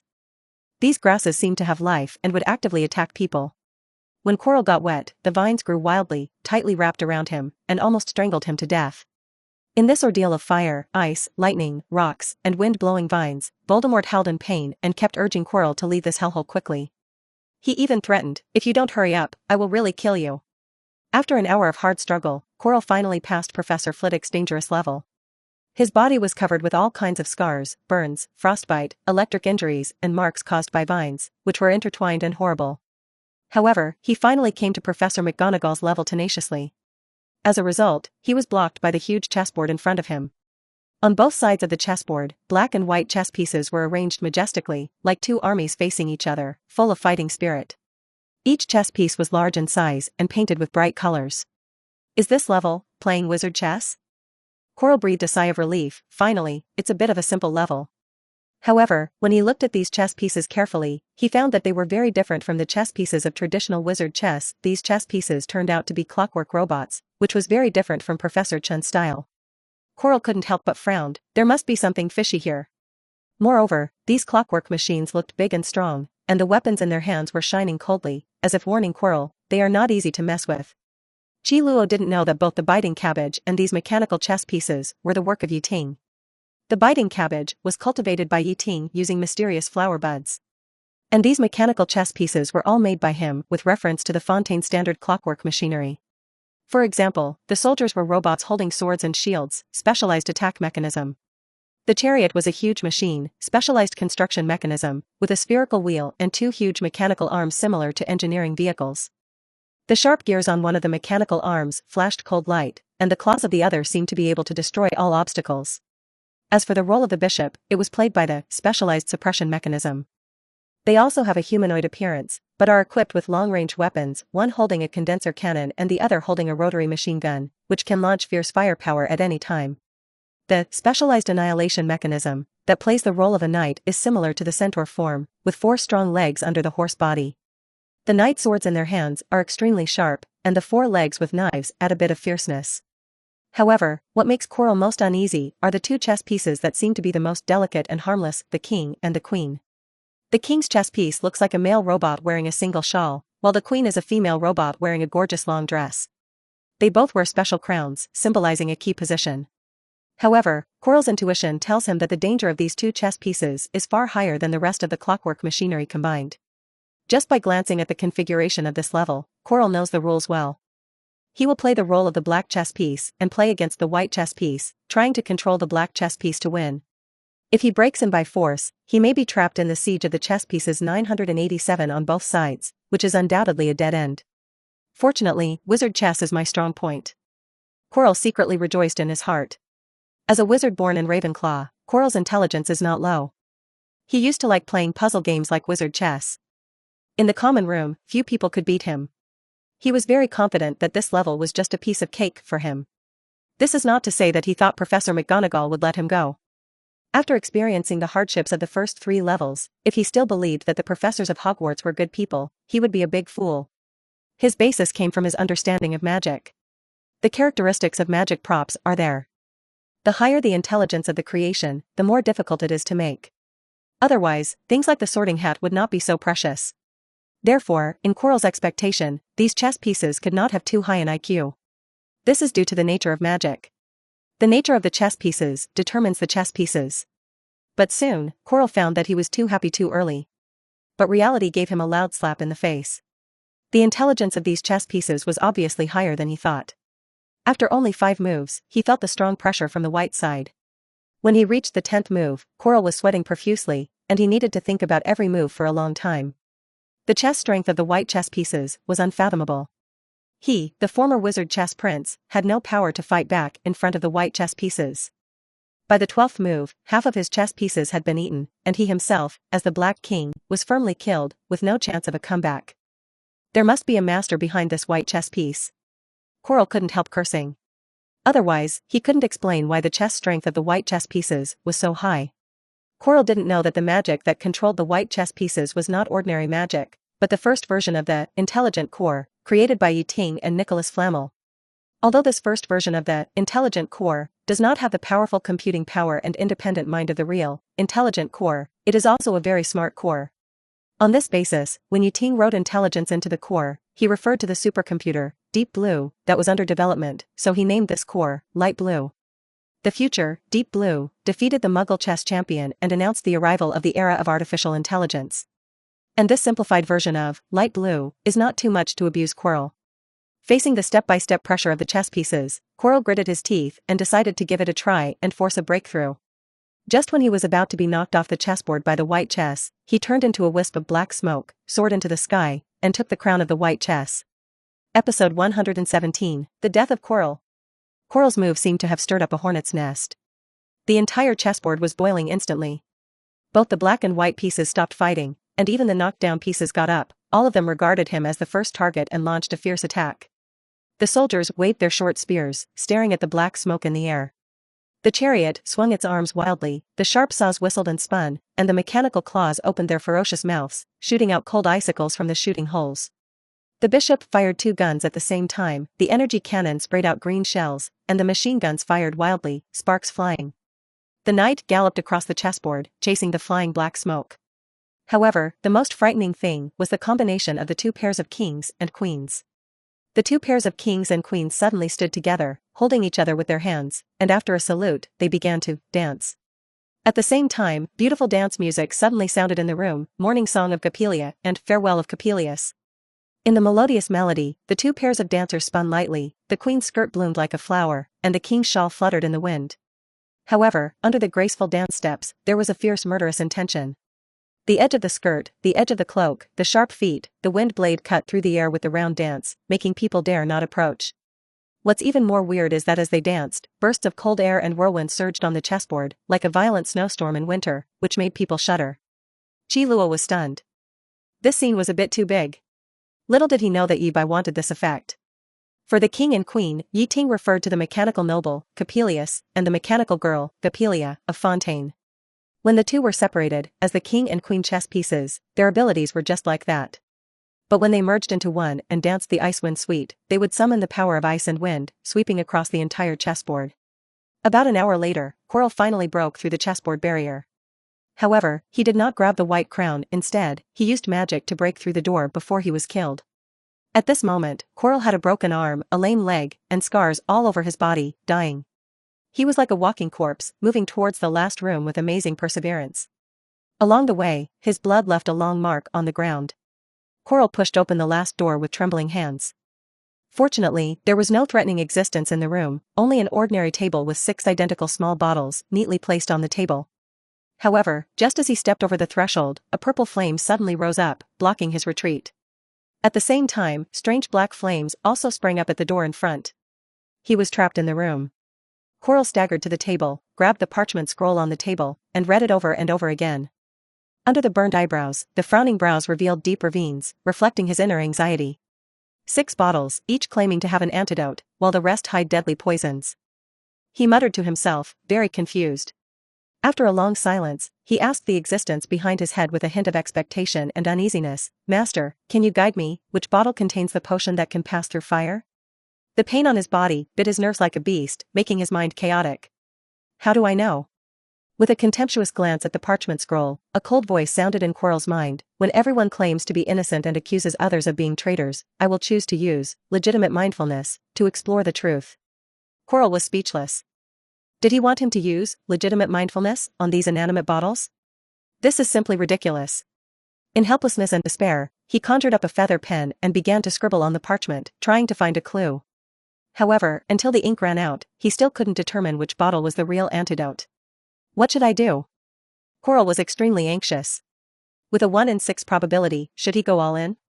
Facing a 1 in 6 chance of survival, should he go all out? But the price of failure is too heavy, that's Snape's poison. At this moment, Quirrell suddenly thought of a game popular among Eastern European dark wizards, roulette. It was a terrifying gambling game with simple, but extremely cruel rules. The game requires 6 wands, one of which is cast with a fatal death curse. The wizards participating in the game must make a choice among these 6 wands, and then point the selected wand at their heads to activate the magic inside. The winner can take away all the prizes, while the loser must pay the price of his life. But even in that kind of roulette, only one of the 6 options is death. Compared with roulette, Quirrell's current situation seems to be more dangerous. Of the 6 options, only one can keep him alive. Looking at the seemingly harmless logic problem in front of him, Quirrell's mood was extremely heavy. He couldn't laugh anyway, and the bitterness and helplessness in his heart almost made him collapse. Hurry up. Voldemort urged impatiently. But, Master, if I die, no one can help you get the Philosopher's Stone. Quirrell said in a pleading tone. Don't worry, since I said I would give you eternal life, even if you die, I have the ability to resurrect you. Voldemort's whisper suddenly became soft, comforting him. Don't dawdle, Quirrell, make a choice quickly. The most important thing for us now is to get the Philosopher's Stone, time is running out. Quirrell stared at the row of bottles left by Snape and hesitated for a full 5 minutes.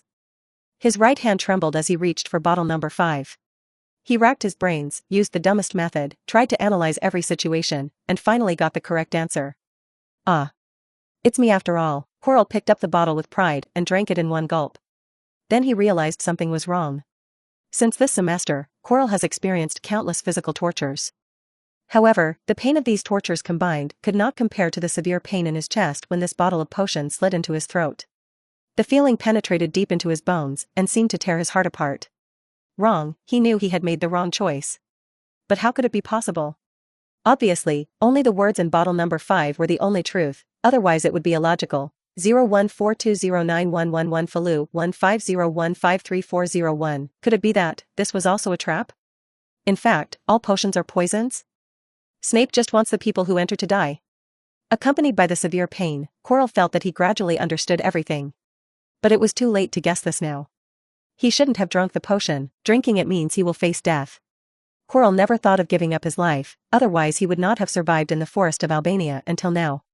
However, at this moment, the feeling of death is so real that he can feel his life slipping away bit by bit. This pain is not only physical torture, but also mental torture. Suddenly, Quirrell felt a pair of hands taking the wand from his pocket. He fell to the ground weakly, tears blurring his vision, trying to see who it was. He raised his weak arm, wiped the tears from his eyes, and finally saw the face of that person clearly. It was himself with Voldemort's face. The face was as white as chalk, the red eyes were shining, and under the slender snake-like nostrils was a hideous face. Unfortunately, Merlin can't be with you, Quirrell. Voldemort said coldly, you made the wrong choice and lost an opportunity. He snorted contemptuously, but it doesn't matter if you die. I never expected you to achieve anything great. Do you know, Quirrell? I'm tired of you, tired of your cowardice, tired of the endless troubles you brought me. You should have died long ago. Quirrell's eyes were red if he had any, staring at Voldemort, tears uncontrollably flowed from his or Voldemort's pale and blood-stained face. You promised me. Quirrell muttered to himself, his voice full of endless pleading, Master, I'm really sorry, but you did promise me. Yes, Voldemort held Quirrell's wand, and a cruel smile appeared at the corner of his mouth. Merciful Voldemort never breaks his promise. I said I would give you eternal life, and I will do it. He began to chant in a low voice, and as the spell was chanted, Zhou Luo's body suddenly lit up with a faint green magic light. This was the magic that Voldemort had already cast on him, and he was only waiting for Quirrell to die before he could start the ceremony. Although Quirrell was not an outstanding servant, he still had a place in Voldemort's next plan. As the magic was cast, wisps of smoke drifted out of Quirrell's body. Quirrell suddenly felt a surge of power into his body. He raised his bloody hands and found that he seemed to be turning into mist. His body seemed to be gradually melting into the mist, and soon, all the pain disappeared. Quirrell couldn't help laughing happily, and Voldemort also showed a satisfied smile. In their sight, Quirrell slowly floated out of his body. In the end, Quirrell turned into a ghost, eternal life in another form. And his body finally belonged to Voldemort completely. In fact, Quirrell could have saved his life, and without his consent, Voldemort would not be able to occupy his body. However, Quirrell was deceived. What deceived him was Ting as Snape, and even more so Voldemort. In fact, the so-called poison provided by Snape, at most, will make people feel uncomfortable for a while after drinking it, and it is impossible to poison people. Just kidding, this set of levels was originally designed by Dumbledore for the postgraduate entrance examination of Harry, so the degree of leniency in each level is almost full of showing mercy. It's like the future mobile game producer who ridicules himself as a retarded nanny software for the anti-game he made. Dumbledore is the painstaking game producer. If he designs the level too difficult, if the people who are tested can't play it, or dare not play it, then all the previous efforts will be wasted. Only Ting, a pit idiot who doesn't care about the weight, will mindlessly increase the intensity in the level. This is also because he is lucky, so he can kill the right person in one fell swoop. But then again, the last potion level is not like the previous levels. In the last level, Ting did not add fuel to the fire for the potion except for modifying the title. And Snape personally adjusted the level again. As a good helper of Dumbledore, how could he possibly make things difficult for Dumbledore? But the problem is, Quirrell doesn't know. Quirrell personally experienced the previous levels, all of which were difficult and fatal to the challengers. In addition, in the plant level, he witnessed Snape's message with his own eyes. How could he believe that Snape would hold back in this level? At the same time, the pain all over his body blurred his senses, so that after feeling the severe pain, Quirrell began to think that he was going to die. As a true master of the dark arts, Snape's old boss, and an old cunning man who was also good at using poison, Voldemort saw much more clearly than him. He could feel that what he drank was not actually poison. But he took advantage of Quirrell's illusion in order to make Quirrell give up his body on his own initiative. Voldemort really couldn't take over a living wizard's body on his own initiative, but deceiving the other party to give up his body on his own initiative was another matter. Sure enough, Quirrell was hit, and he thought he was dead from the bottom of his heart. So, in the magic ceremony, he tacitly gave up his body, which was a bargain for Voldemort. Now, Voldemort can finally control this body completely and carry out his plan completely according to his will. Unfortunately, this body was too badly injured. Damn Professor, damn Dumbledore. Gnashing his teeth, Voldemort waved his wand, squeezed the last magic power, forcibly opened the barrier formed, and then limped into the last room. The Philosopher's Stone, maybe it's hidden there. Until he saw a bare room with only a bare mirror in the middle of the room. Where's my Philosopher's Stone? Voldemort looked at the mirror in front of him. In the mirror, he unified the magic world as the Dark Lord, and then led the Death Eaters to enslave the Muggles, and he himself truly gained eternal life. What a beautiful dream. Unfortunately, there is no Philosopher's Stone in this dream. Damn it, it's the Mirror of Erist. Voldemort finally understood the means of this level. The Philosopher's Stone is hidden in the magic mirror. But he can't even see the Philosopher's Stone. How can he get the Philosopher's Stone from the mirror? Damn. Damn, they are all a bunch of bastards. Voldemort lingered here for about half an hour, and still couldn't figure out how to get the Philosopher's Stone from the Mirror of Erist. He didn't dare to stay here any longer. His strategy of luring the tiger away from the mountain has a time limit. Quirrell wasted too much time when he broke through the previous level. If he stayed here and ran into Dumbledore, everything would be over. Then, we can only carry out the backup plan. Voldemort dragged his body and limped away from the abandoned corridor, thinking hatefully in his heart, "Wait for me, Dumbledore, when I come back with everything ready, you will regret everything you have done to me." Episode 118, Professor Quirrell died unjustly. After waking up, Ting got up from the bed in a daze, still yawning. Last night, he was dragged by Dumbledore to chat all night, and the content was all-encompassing. Ting repeatedly hinted that he was sleepy, but the old headmaster pretended not to understand as if his ears were stuffed with cotton. If he hadn't known that he was a real man, Ting would have almost thought that Dumbledore wanted to take advantage of him. No, thinking of this, Ting became even more panicked. After finally making it to 11 o'clock in the evening, he went to the school infirmary to visit Hagrid and Twilight Sparkle. After sending Twilight Sparkle, who didn't want to stay in the castle, back to the Forbidden Forest, Ting dragged his tired body back to the dormitory. After finally dragging his heavy steps to the auditorium, he was besieged by the little wizards again. A group of little wizards surrounded him, all wanting to dig out the gossip from last night from his mouth. At this moment, a strange voice came from Slytherin College. Ting turned his head and saw that it was Malfoy, holding a letter in his hand, showing off to the people around him proudly. "Do you know? I heard that Principal Dumbledore will not stay in this school for long." WWH2, Malfoy smiled proudly, "I rode home yesterday. My father almost fainted when he heard that there was a dragon hidden in Hogwarts. He immediately contacted the Minister of Magic and heard that the investigation officer would arrive tomorrow." Malfoy. Ting was not anxious yet. On the Gryffindor side, Harry was anxious first. He slammed the table and stood up, staring at Malfoy with blazing eyes, wishing he could rush forward and punch him. Malfoy also noticed Harry, and he raised his mouth and showed a mocking smile. "Isn't this our great hero Potter? Wait until Dumbledore leaves, and see who can protect you." TSK, Malfoy, I really didn't know your father was so cowardly. He was scared to death just by hearing that there was a dragon in Hogwarts. Ting laughed contemptuously. F. Malfoy's face instantly turned liver-colored, and he was so angry that he almost blurted out the swear word starting with F. But when he saw that it was Ting who was provoking him, he held back the words. "My father is just worried about me, that's why he is not 590 afraid." Malfoy argued with a stiff face, and then walked away in disgrace. Seeing Malfoy leave, Harry and Ron immediately ran to find Ting. "Ting, you are really amazing. You scared Malfoy away with just a few words." Ron said with envy, "If I had your ability, I would scare him to death." Harry seemed anxious and asked anxiously, "What should we do now?" The people from the Ministry of Magic are coming soon, what about Mavica? He lowered his voice, fearing that he would attract unnecessary attention in the hall. On Yiting's side, Zhangqiu was also anxious. She blurted out, why don't we hide Mavica secretly? Hermione frowned and shook her head, but Mavica is so big, where can we find a suitable place to hide? Ron suddenly had an idea, we can sink her to the bottom of the lake. He became more and more excited as he spoke, we can put a bamboo tube in her mouth so that she can breathe and won't drown. Yiting glanced at Ron with a strange look. Ron, you are such a clever little guy. Let's not talk about whether Mavica can swim.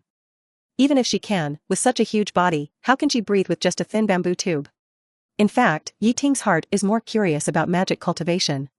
Those Aurors always come late to clean up the mess after things are over, how come they are so quick this time? When did the efficiency of the Ministry of Magic become so high? Yiting strongly suspected that Malfoy was just bluffing. After all, something happened in Hogwarts yesterday. The Ministry of Magic probably came to investigate the case in the Forbidden Forest. The dragon and the like were just a way to kill rabbits. However, no matter how tense the situation is, the problems of the Ministry of Magic are still like a sword hanging over their heads, and they need to be solved urgently. So, Yiting comforted, don't worry, Mavica is fine. Hagrid happened to be in the hospital and no one took care of her. I asked Twilight Sparkle to take her back to the Forbidden Forest, Twilight Sparkle will take care of her. Hearing what Yiting said, everyone breathed a sigh of relief. After breakfast, Yiting and everyone went together to the Defense Against the Dark Arts class. Although Professor Quirrell, who was teaching the class, suddenly disappeared, the class was not cancelled. Apparently, other professors were ready to take over temporarily. In this class, Ravenclaw and Gryffindor took it together. As soon as they sat down in the classroom, the door opened again, and a figure in a black robe, with oily hair and hooked nose, walked in. When Snape walked into the classroom, many young wizards felt depressed, thinking that this class might be bad. Especially those little lions, each of them had a bitter face, as if they had foreseen the suffering that was coming. However, no matter how dissatisfied they were, Snape still strode up to the podium. He put down the textbook in his hand, and his sharp eyes swept around the classroom, and finally stopped briefly on Yiting. Then, he suddenly spoke, his voice cold and serious. Your Professor Quirrell is now regarded by the Ministry of Magic as the primary suspect who tried to kill unicorns and attacked gamekeepers, and an arrest warrant has been issued. Therefore, from now on until the holiday, I will temporarily take over the Defense Against the Dark Arts class for grades 1 to 3. This news was like a heavy bomb, and instantly set off a heated discussion in the classroom. What? The murderer is Professor Quirrell? How is this possible? He has always been a cowardly good guy, how could he be a dark wizard? Yes, he is so timid that he fainted at the Halloween party, how could he do such a thing? The children could not accept this sudden change. In their minds, Professor Quirrell has always been the timid guy who is bullied by others. He, or a dark wizard? To put it bluntly, is he worthy? Snape looked at them coldly and said mercilessly, so, the lesson I want to teach you is not to be fooled by the appearance of things. Many evil dark wizards are good at weaving lies, you'd better be more careful. You know, Quirrell may still be hiding in Hogwarts now. His words frightened the children, and many of them turned pale. Because they once thought Quirrell was easy to bully, and in order to get the bounty for taking off Quirrell's turban, they played a lot of pranks on him. Now, they are very worried that Quirrell will come back to retaliate against them. Seamus is a typical example. If this is true, I won't leave the castle next time. He announced to his companions in a low voice, as long as we are in the castle, Headmaster Dumbledore will protect us, right? Who knows? Yiting, who was sitting in the front, heard his words and said with a bad taste, before, Dumbledore went to the Forbidden Forest in person and failed to catch him. Now who can guarantee that he will not sneak into the castle without Dumbledore's knowledge? This shouldn't be possible. Seamus shuddered at Yiting's words. He looked around nervously, as if he was afraid that Professor Quirrell would suddenly jump out from a corner. No, I was wrong, Professor Quirrell. Please don't come over. Seamus' voice was full of tears.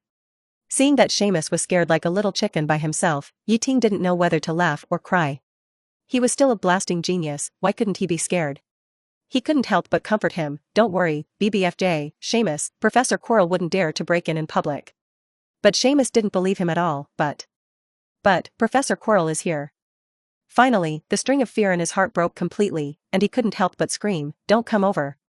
The scream was so harsh that it attracted everyone's attention at once. Everyone turned their heads to look over, wanting to see what happened. Then, everyone was stunned. There was a transparent figure in the classroom. For a moment, the whole classroom was silent. Even Yiting stared at the ghost with wide eyes in shock. Professor Snape on the podium had a face as black as the bottom of a pot. Because what they saw was Quirrell's ghost. In his previous life, Ting had seen a recruitment. Russia is recruiting summer workers, part-time is also okay, monthly salary of 20,000, signing fee of 23,000, immediate settlement after signing. It was said lightly, as if we usually play FPS chicken games, and also provide various guns and rocket launchers. They all drive luxury off-road trucks, and they are all equipped with bulletproof equipment, and food and accommodation are all included. Regardless of whether this is true or false, it at least illustrates a truth: if you want high returns, you have to take high risks. Just like the corpse bearers in the crematorium, the salary is also frighteningly high. Why? Because if you work in a place like that, you might encounter some supernatural events at any time, and you might even become a colleague of the ghost messenger. By the way, what about the defense against the dark arts professor at Hogwarts? Not much money, a lot of things to do, a lot of pressure, and you have to deal with an unreliable boss. Wait, these adjectives seem to apply to most jobs. Then add one more sentence: this position has a high mortality rate. For decades, no professor has been able to work for a full year, and there are several who died in accidents, and some who were imprisoned in Azkaban. Now there seems to be another death case. As soon as this matter spread, rumors that the defense against the dark arts course was cursed began to fly again. At the same time, the claim that Quirrell was the murderer who invaded the Forbidden Forest was quickly thrown out of everyone's mind. After all, Dumbledore himself said yesterday that he didn't catch the intruder at all, let alone kill him. So, how did Quirrell die? There are many different opinions, but most people think that the heavy teaching pressure at Hogwarts was the last straw that broke his back. Think about it, for 7 grades, Quirrell was the only professor of defense against the dark arts. He got up earlier than Hagrid and went to bed later than Filch every day. His daytime classes were so full that he didn't even have time to breathe.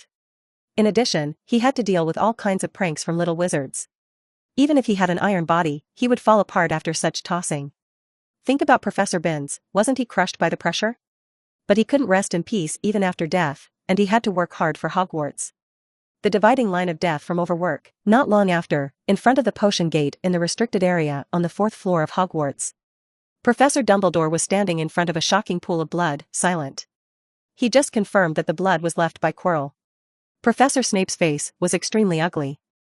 He stared at the bottle of poison on the table that had been drunk up completely, and his heart was like a pot of mixed feelings. He was not sad about Quirrell's death, but worried about his own fate.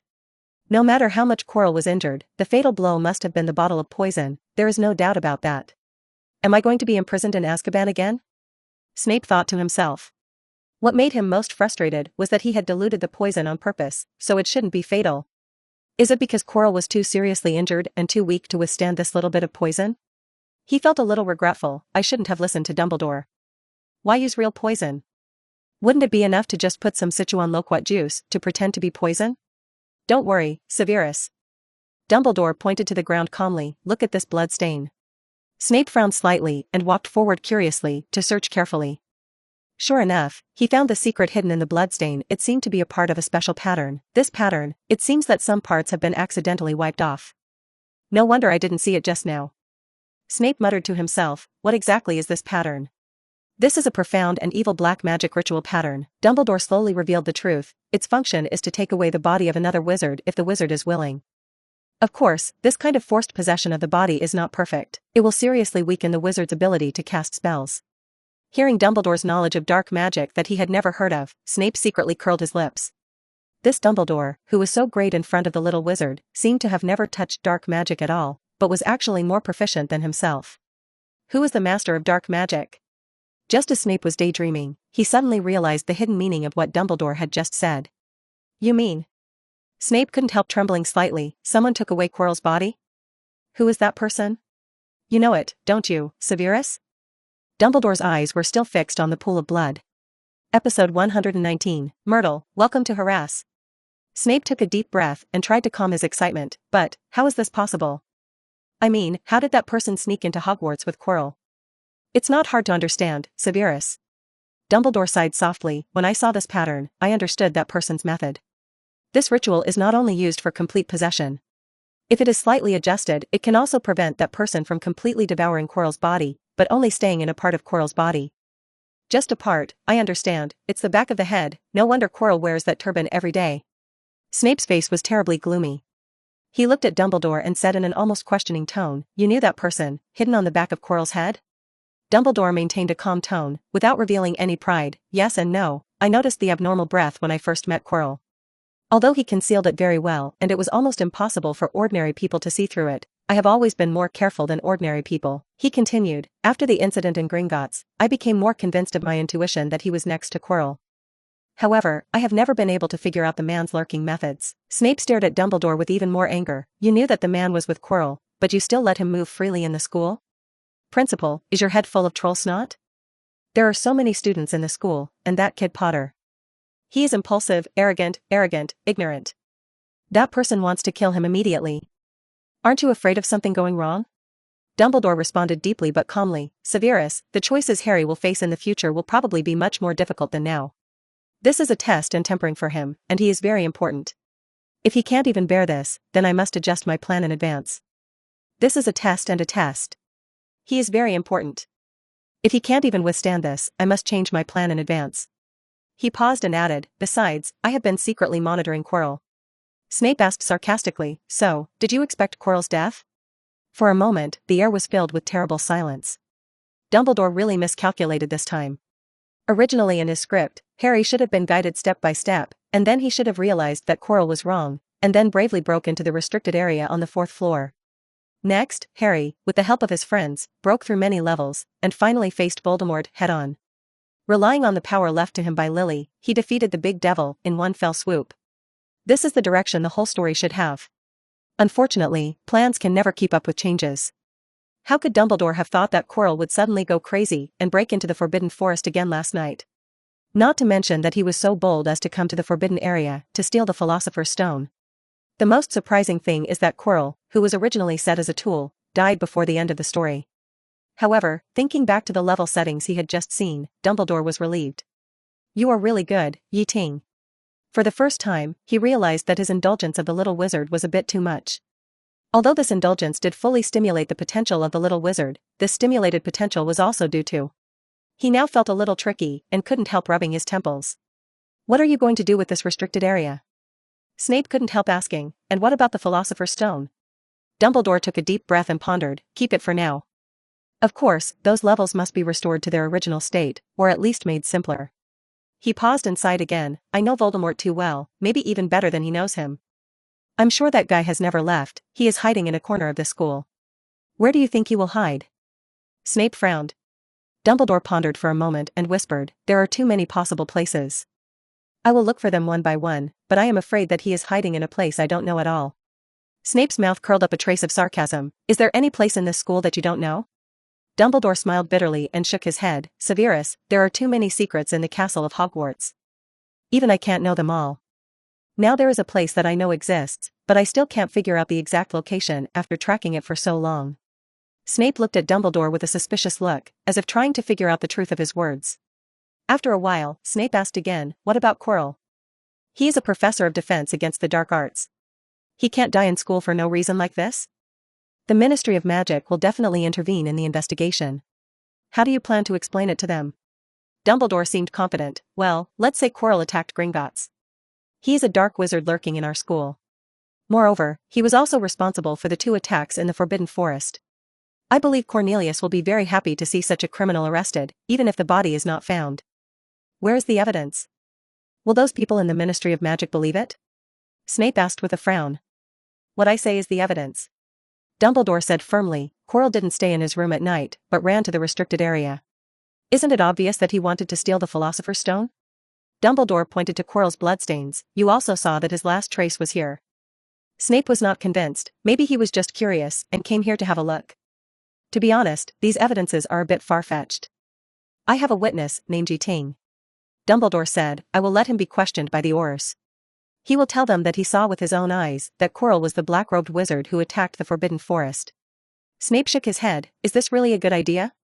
Ting is the only eyewitness. In order to close the case, the Ministry of Magic will definitely make his testimony public, and all the media will report it crazily. He continued with a bit of sarcasm. Think about it, what will the newspapers write? First-year freshman rides a dragon to fight against dark wizards and protect Hogwarts? Is this kind of exaggerated praise really good for a child? Are you sure it won't affect his growth? Ting is stronger and more mature than you think. Dumbledore responded seriously. Last night's in-depth conversation left him with a deep impression of Ting's wisdom and maturity. Snape shrugged indifferently. Although he didn't like Ting very much, he also recognized Ting's excellence. He didn't want Ting to become like Potter, reckless, arrogant, and showy. Speaking of Potter, how come he doesn't look like his mother Lily at all? Snape couldn't help but sigh, full of regret. If Harry was a girl, he would adopt her even if he tried his best. Dumbledore waved his wand lightly, and a circle of flickering magic appeared on the ground, carefully sealing the bloodstains. He turned around and picked up the parchment on the table. His eyes inadvertently swept over the bottle of number 5 potion, which had already run dry. A trace of contemplation flashed in his eyes, and he didn't say anything for a long time. Finally, he broke the silence and asked with some curiosity, "Severus, what is the answer you solved?" Snape raised his eyebrows and asked in confusion, "Why, don't you know? Isn't the answer obvious? The number 6 potion is the real one." Dumbledore was speechless for a while after hearing this, so he had to look at him quietly. Snape saw that Dumbledore didn't say anything, and a trace of confusion appeared on his face. "Isn't it right? Did I calculate it wrong? This is impossible. It must be you who made a mistake, headmaster." Snape categorically denied his mistake. Dumbledore remained silent. He suddenly felt an inexplicable emotion in his heart. Quirrell's death seemed a little wronged. Soon, Ting was also called to the restricted area to clean up the mess of the level. When Ting learned that Professor Quirrell had lost his life in the restricted area and his body had mysteriously disappeared, Ting's first reaction was the same as Dumbledore's. They immediately confirmed that Voldemort was still in the school. Otherwise, why would he occupy Quirrell's tattered body? Moreover, Yi knew more than Dumbledore. Ting knew very well where Voldemort was most likely to hide, that is, where Dumbledore had always wanted to find but couldn't find it. That's right, it was Slytherin's Chamber of Secrets. Think about it, even the youth version of Voldemort in the diary knew how to use the Chamber of Secrets. How could this old fox ignore such a place? So, in order to find out whether Voldemort really hid in the Chamber of Secrets, Yi Jian and 10 people rushed to the abandoned women's bathroom early the next morning. Pushing open the slightly old bathroom door, a dim and shabby room immediately came into view. Under the large mirror covered with stains and mottled, a row of stone pools stood quietly. The surface of the pool wall had peeled off and was covered with moss, as if telling the vicissitudes of time. The floor was wet, and a few candles flickered with weak flames on the brackets. The dim light they emitted made the floor gloomy and mysterious. Ting stood by the pool, carefully checking every corner. Suddenly, his eyes fixed on a brass faucet. A lifelike little snake was engraved on the side of the faucet. "This is the entrance to the legendary Slytherin falling room." However, Ting did not intend to open it immediately. He knew very well that if he went down rashly, he might encounter unpredictable dangers, such as Voldemort or the basilisk in the Chamber of Secrets. Now, he was not fully prepared.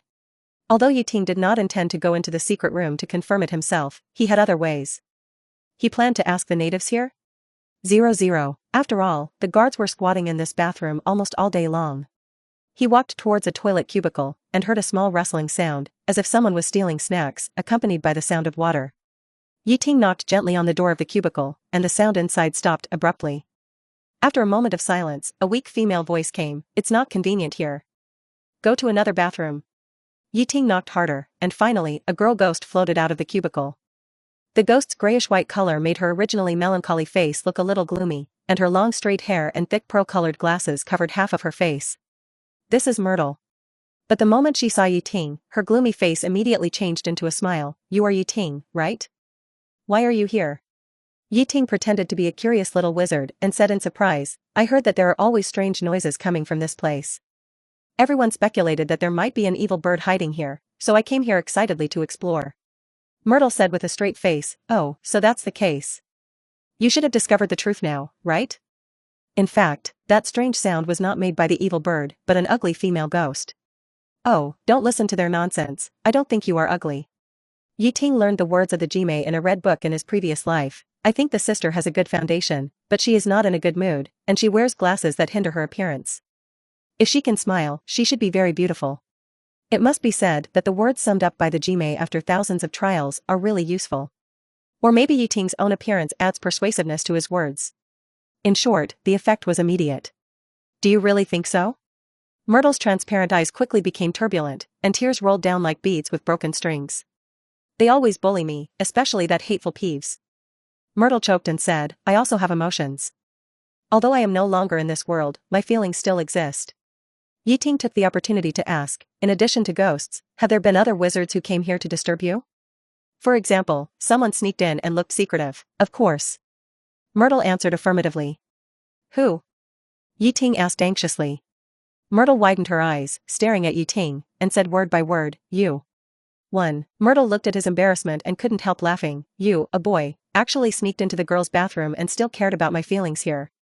I think you are the weirdest person. After saying that, she stared at Yi Ting's handsome face, suddenly covered her face, and said shyly, but I like him very much. Episode 120, Myrtle, I'm broken in love. Myrtle, don't talk nonsense, I'm really here for adventure. Yi Ting's expression became serious. Besides me, have other wizards come here recently? Especially those who don't look like students, this is very important to me. Someone scolded me for no reason. Does this count? Myrtle floated in the air and said angrily, someone called me ugly. This happened several times, but every time I rushed out of the bathroom, I didn't see the person who scolded me. Then you left the bathroom and went to find the wizard who scolded you? Yi Ting asked. Well. Myrtle cried, my life here is miserable enough, now I'm dead, people still won't let me go. When did this start? Yi Ting frowned. On Christmas Day, I was wanting to take a bath in the toilet. Well, actually, I wanted to commit suicide. Myrtle said somewhat exaggeratedly, Peeves always bullied me, so I ran here to put an end to it all. But then, I suddenly remembered that I was already dead. Then, I heard a hoarse voice scolding me at the door, ugly Myrtle. Myrtle, the son of the beach. Yi Ting nodded slightly, already having a guess in his mind. It seems that since the Christmas holiday, Quirrell has used this method to lure Myrtle away and then sneak into the secret room. Thank you, Myrtle, your information is very important to me. Yi Ting warned, don't tell anyone that I came here, this is a little secret between the two of us. I have to go back and check the information. I'll see you next time, bye. Hey, don't leave in a hurry, chat with me for a while. There was a trace of loneliness in the voice of Myrtle. I haven't had a good talk with a wizard for half a year. I heard that you threw water at Malfoy before. Yi Ting turned and left. Oh, I mean, I haven't talked to a handsome wizard like you for a long time. Myrtle added hurriedly, with a trace of resentment in her eyes. Seeing that Yi Ting was still unmoved, she even chased him out with tears in her voice. Yi Ting, I feel so uncomfortable being scolded by those people, my chest hurts. It would be great if you were a ghost, at least you could help me rub it. However, Yi Ting's footsteps did not stop because of this, but walked faster and faster. At this moment, a familiar figure appeared at the stairs. It was Ms. Grey. Wow, look who that is? It's Ms. Grey. She is so beautiful. Myrtle floated beside Yi Ting, looking at the elegant female ghost with envy. Oh, I wish I had half her beauty. Noticing that Yi Ting's eyes were fixed on Ms. Grey, Myrtle reminded her with a hint of jealousy, hey, don't even think about chatting her up. Ms. Grey is a famous iceberg beauty who ignores everyone. However, as soon as Myrtle finished speaking, Ms. Grey actually floated over lightly. This woman, who was as noble as a princess in Myrtle's eyes, was gently holding the hem of her skirt with her slender fingers, leaning forward, looking at Yi Ting with a natural charm in her eyes, and her voice was as soft as water. Yi Ting, so you are here. Why are you here so early? Yi Ting stepped forward and stood side by side with Ms. Grey. Let's go, I have something I want to ask you for help. Okay, Ms. Grey's usually cold face now showed a charming smile. As long as it is your request, I will try my best to meet it. Myrtle was speechless and could only stare at the two people's backs in disbelief as they walked away. The unattainable Ms. Grey in her heart actually followed Yi Ting so meekly, and even kept a few steps away from him out of respect. Myrtle pinched her cheeks hard. This was not a dream. She sobbed heartbrokenly, her body rose into the air, turned over and flew back to the bathroom, and plunged into the toilet. She was heartbroken again. She didn't want to live anymore. Woo-woo. Along the dim corridor, Yi Ting walked forward slowly. He glanced at Ms. Grey, who followed silently behind him, and said straight to the point, Ms. Grey, I want to ask you for a favor. Help me monitor a few people. Monitor a few people? Ms. Grey looked at the boy in front of her and tilted her head slightly. Okay, I won't ask you why you did this, but you have to tell me the whole story afterwards. No problem, Yi Ting nodded in agreement, and you have to keep this a secret and not tell anyone. So mysterious? Ms. Grey raised her eyebrows curiously. Who do you want me to monitor? Albus Dumbledore. Yi Ting calmly uttered the name. Based on the information he got from Myrtle, Yi Ting had already made up his mind. Voldemort was hiding in the Chamber of Secrets, secretly plotting to steal the Philosopher's Stone again. Although the plan to lure the tiger away from the mountain failed this time, Tom must have realized that the Philosopher's Stone was hidden in the Mirror of Erist. Next, he had to consider how to take the Philosopher's Stone out of the magic mirror. The method was nothing more than using Harry or something. As for whether the basilisk would be used, it was still unknown. However, no matter how Tom planned, Ting was fully prepared. He planned to sneak into the Chamber of Secrets on the day Voldemort stole the Philosopher's Stone and directly take down Voldemort's lair. As for the heroic feat of eradicating Quirrell and saving the Philosopher's Stone, let the savior Harry complete it. And his mission is to take away Voldemort's firewood. This is the so-called home-changing tactic. The secret room left by Slytherin is undoubtedly a wonderful treasure trove, and there must be countless treasures left by Slytherin. When Ting thought of those Slytherin relics, his heart surged, and that was definitely the best collection. However, the key to the whole plan is how to seize the opportunity for Voldemort to act. In fact, it is not difficult to judge this matter. If Voldemort wants to steal the Philosopher's Stone, he must first lead Dumbledore out of Hogwarts. This is the reason why he was playing tricks in the Forbidden Forest before. Therefore, as long as you pay close attention to the movements of the headmaster, once you find that he suddenly leaves, it means that Voldemort is about to take action. Myrtle is guarding the entrance to the secret room. This female ghost stays here every day, and Voldemort can't avoid her when entering and leaving the secret room. Judging from her attitude, Dan was confident that he could easily extract information from her. It's just that I have to sacrifice a little bit of my appearance. But for those precious relics, what's this little sacrifice? As for Dumbledore, let Mrs. Grey deal with it. And now, he has another scene to catch up with. He still has some tailwinds to deal with regarding the dragon. At the entrance of the Hogwarts Great Hall, Minister of Magic Fudge walked in front with his head held high. Professor Dumbledore and Professor McGonagall walked side by side, and as an escort, behind them, an old woman wearing a pink cardigan and looking shy followed closely, looking a little out of place.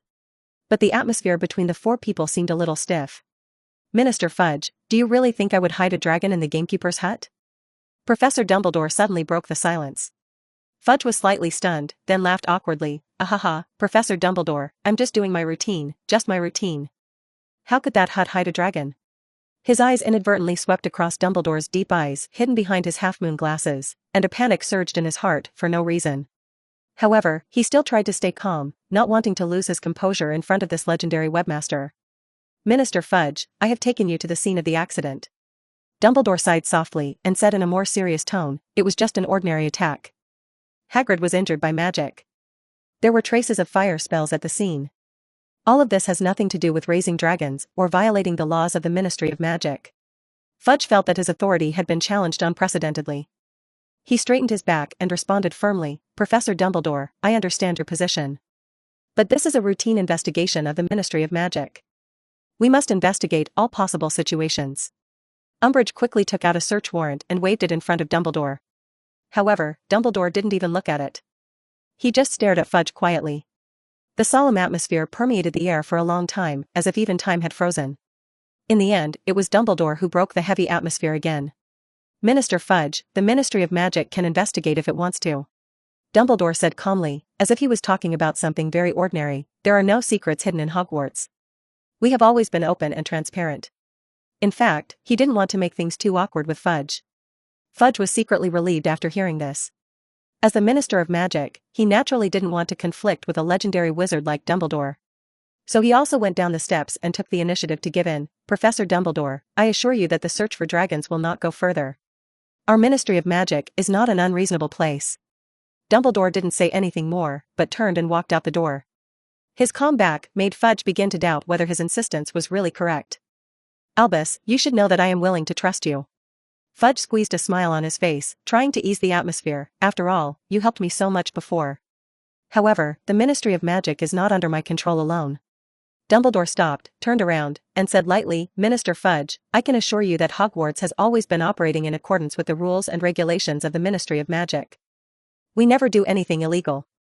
After saying this, Dumbledore turned and left again, but a sneer rose in his heart. If Fudge had not paid attention to the case of Quirrell's death as soon as he came to Hogwarts, but rushed to deal with the matter of the dragon, he would have almost believed the minister's words. In Dumbledore's view, Fudge was obviously more concerned about the rumors about the dragon, but he didn't seem to care so much about the invasion of Hogwarts by dark wizards, and even the death of a professor. At the same time, Professor McGonagall, who was half a body behind, looked worried. She thought Mavica was still in Hagrid's hut. If Fudge really investigated in depth, it would be difficult to explain. Of course, if Hogwarts really wants to raise dragons, we will follow the prescribed procedures and take the initiative to submit an application to the Ministry of Magic. Dumbledore suddenly added with a smile. Fudge was shocked by this, and his eyes widened. He stared at Dumbledore blankly, his mouth opened and closed, but he could only utter a string of intermittent words. I remember that there was a dragon farm in the Forbidden Forest of Hogwarts in history. Dumbledore winked at Fudge slyly. According to relevant laws, Hogwarts seems to have the natural qualifications to open a dragon farm, isn't it? Umbridge. Fudge was speechless for a moment. He turned his head to look at the assistant beside him, with a look of help in his eyes. The old woman in a pink cardigan frantically turned out a heavy book from a pile of documents. She buried her head in reading for a long time, and then looked up at Fudge and said, "Sorry, Mr. Minister, according to the Ministry of Magic's Dragon Farm Application and Approval Act of 1845, there is indeed such a provision. It's the bill signed by Milliford on March 3rd again. No wonder I have no impression of it at all." Fudge cursed in his heart. Hortensia Milliford served as the British Minister of Magic from 1841 to 1849. She introduced the most laws and regulations during her term of office among all ministers. Most of these laws and regulations are relatively useful, but she introduced some annoying laws, such as the laws on pointed hats, which eventually led to her resignation. Suddenly, Fudge realized the seriousness of the problem in Dumbledore's words. If Hogwarts can really apply for a dragon farm at any time, it means that if Hogwarts really has a dragon this time, and he fails to catch it this time, then in a few days, the dragon may appear in Hogwarts openly, and he will never be able to do anything with the dragon. What should I do? But, as far as I know, a dragon farm must have a professional dragon trainer.